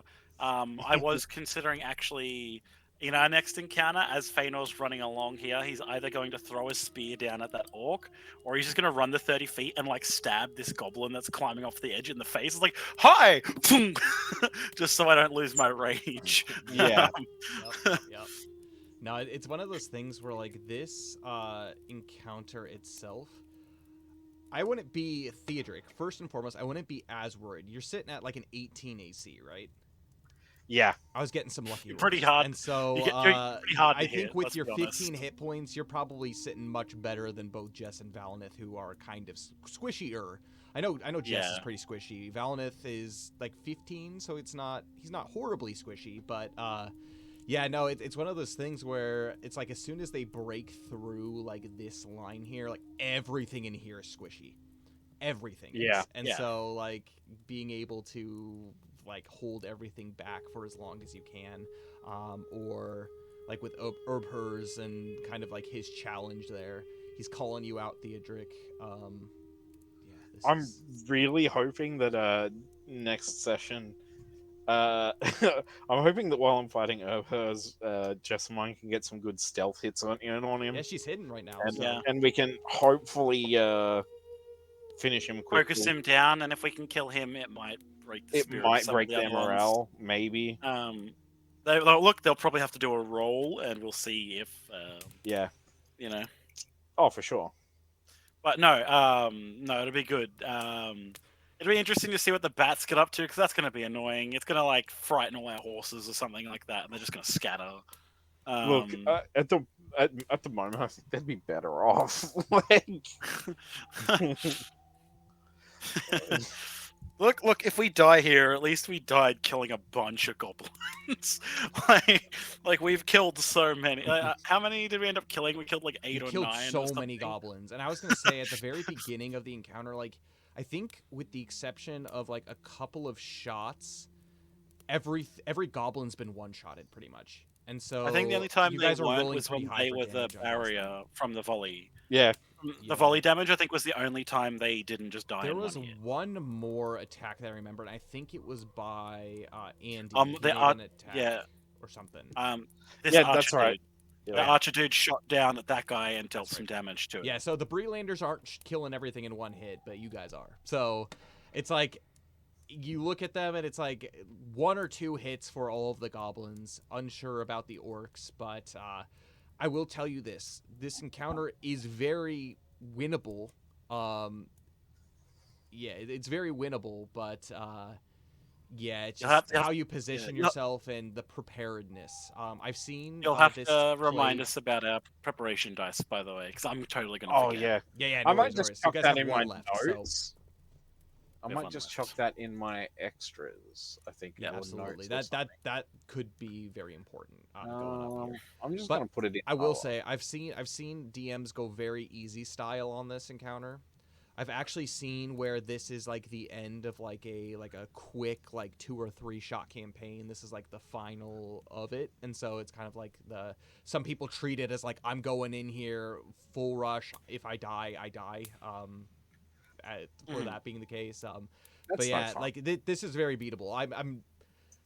I'm very impressed thus far at how you've been able to survive and hold back the hordes, because the hordes, like that's the big thing, is like they slowly begin to overwhelm as they start to climbing up the sides. You're plugging up the holes where you need to, you're delaying them where you need to, basically thinning out the numbers until Ubhers is here. Yeah, it's pretty crazy. It's just, again, that volley fire. I didn't realize the volley fire was like as intense as it was. But So Theodric's gonna have to say, "Hey, you! I challenge you to one-on-one combat," and the guy's gonna be like, "You know what? Yeah, I'm gonna show off. I'm a big tough orc. You know." And he's got gonna their walk up, and pride, Jess too. is just, He might be an and then orc, Jess but- is gonna come out and like stab him in the foot. He's gonna be like, "Ah!" and like lean down, and Theodric's just gonna take his head in one hit. We can hope. We can dream. we can do And no one else saw Jessamine. All I can think of the whole time we were getting volley fired is, then we'll fight in the shade. Like We'll from fire enough 300. arrows to block out the sun. We'll appreciate the opportunity to fight in the shade. And then It's I like, love God. like turn 1. What was it? I think it was not Bill. It was Tom up here. He just fires out into the abyss because there was nothing else for him to do. He's like, oh, I got this. Did he hit anything? Yeah, because his initiative was too high. He has a 19 on his initiative, and that's before anything outside of the volley fire.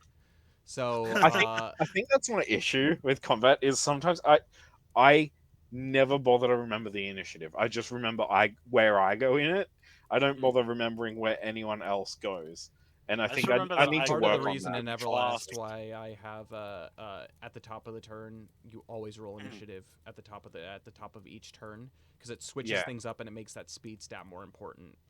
Yeah. For kind of varying things up. But again, it gets a little complicated as long as you have a good way to track it, which I do. So that's super nice. But Right. Definitely. I feel like I need to start like trying to like focus on that a little bit more. team Just 'cause tactics. And again, the preparation before the battle I felt was really good. I felt like you guys are working as a team and covering each other's weaknesses, and a good job communicating and all of that. Just keep doing what you're doing. Now you just have big boss boy in your face, but keep doing what you're doing. That's all I can say. You guys I are You doing say, well. you say we've just got Big Boss Guy and his what? He's like 5 other strong underlings and the 2, 4, 6, 8, Hey. like the 10 squishies and They're a flock just of bats. orcs. They're just orcs. They're just orcs. Compared the to thing goblins, that they're in- like, but yeah, they're just orcs. The thing in Middle Earth that your average man just gets instantly We've killed. got by. Big Boss and 16 other enemies and the bats. And Is the there really wolves who haven't 16 made on an the appearance. map here? Oh, jeez. Yes. Good So luck. this is all Igwar's fault. We should have just made a crutch for him, or cut his leg off and given him a peg leg. I will tell you And this then- because it's not too late. If if either of those medicine checks by Jess or Valinith was a 20 or more, he would have been good to go for the battle. And he's a big, strong Beorning, so. But it's like a long shot. It's supposed to be kind of like it's really cool if you roll high, and he could be very useful. But he's still useful if they get to him. That's the thing. He can hit decently hard. So. Should I get Valinith also- Rodrock to drag him into combat? Yeah, just God. Rodrock just pulls him and he's just swinging with his axe. Just Yeah. Just We're doing around the in a whole thing circle. from Transformers, where he's like hooked on the back of on like a stretcher behind Rodrock, and he's yeah, and then swinging Rodrock left literally and just right. goes in the circle and just like runs around as Egon is just smacking everything. Good I love how stuff. Igor's like, I did find it funny when he's like, "Yeah, come fight us," and he immediately gets shot. Like, ah! I also found him screaming that when he's not fighting. He's just like, dude, can you stop antagonizing them? It's hard enough as it is out here. Like, you're picking fights you don't have to fight. Hey, he's been fighting. He's been protecting this caravan all the way up until this point. Which, This if is his there chance is, to get a rest. if there is survival, there's quite the story that they have to tell. FYI, so definitely something to inquire about if you survive this. Yeah. So, Yeah, we just took down an entire orc battalion. Like, it's fine. It's cool. That's just gonna be Feanor. Yeah, I killed it. I fought off a giant spider. Yeah, Savage Taller. Yeah, one of the children of Shelob. Yeah, I defeated him in combat. He had to flee from me in the Mirkwood. Yeah, I killed like a whole battalion of orcs. What are you talking about? yeah, I ego single-hand. building. Yeah, and I'm like, yeah, I'm friends with like all the kingdoms. I'm building up a great army. Yeah, it's just, it's nothing. I just do it because I've got the time. Exactly. Does anyone no, have anything else about tonight's stream? I guess it's all been combat, but anything else? Quick thoughts about anything before we let you guys go? I know it's getting pretty late. I seriously think we should have emptied the cart and just used it to block the main path. Honestly, I don't care if the cart yeah. gets damaged. I don't care about your Shire goods. In hindsight, having either of those causeways blocked off would have been really nice. I don't know if because I guess it wouldn't have stopped the goblins because they can climb around. But still, put all your Breland boys behind it. They're with their spears jabbing Yeah. if they're coming over. Like, I really feel like we need to like try to remember that we can barricade stuff. I guess when we have the opportunity and we have the stuff. I think we did well for what we had here, because this is like on a stony mountainous path with like very, very limited supplies. Like, that we literally would have had to pull the cart apart for wood to unless we went down into the woods and tried to drag up like a tree or something. Yeah, it wouldn't have been enough time. But Jess has been doing some good work. It'll be good to see, like, when things start coming up closer, she's going to be able to like insta kill goblins, hopefully deal a bunch of damage to orcs and slip away. Yeah, absolutely. And look, Feanor's on his way.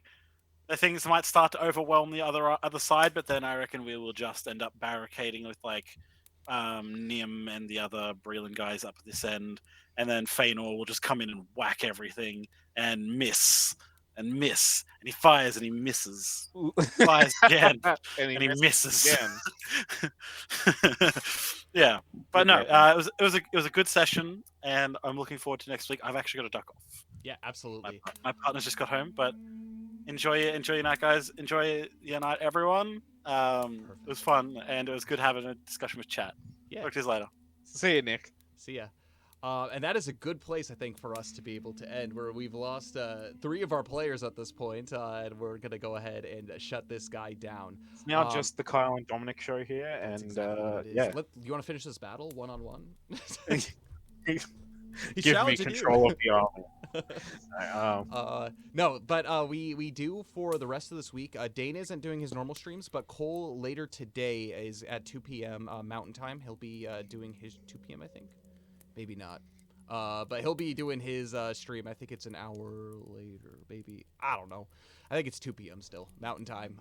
He'll be doing his stream. He's doing the Golden Deer route of Fire Emblem 3 Houses. He's doing a speed run, which is basically just doing everything with like the highest speed stat characters to do that. So that's fun. Enjoy that. He's really like super invested in the game. He's put like, I swear, like 1,000 hours into that game, so he knows a lot, so he's knowledgeable about it. And so join him for that. It should be a good time. And then our last stream for the week is going to be Everlast. It's going to be at 10:30 a.m. JST on Saturday.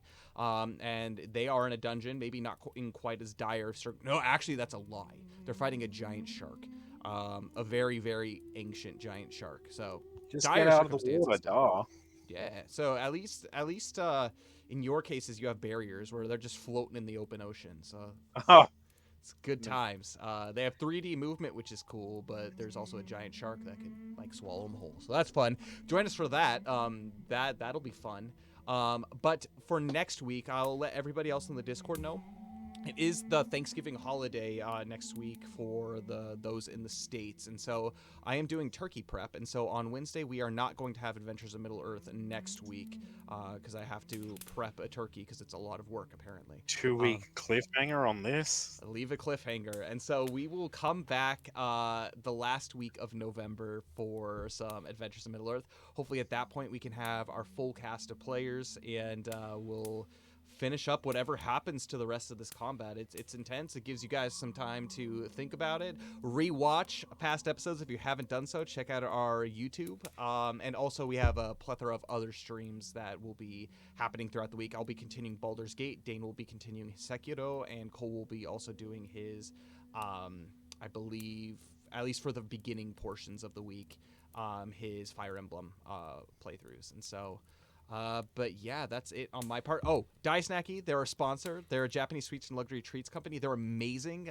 They have delicious snack boxes, from popular Japanese snacks in their omakase box to traditional Japanese snacks in their omakase looks box, all the way to character anime goods in their kawaii box. They have a number of things. By supporting them, you support a local family business in Tokyo, Japan, and you help the channel out. If you at checkout, you say that Fantasy Forge sent you.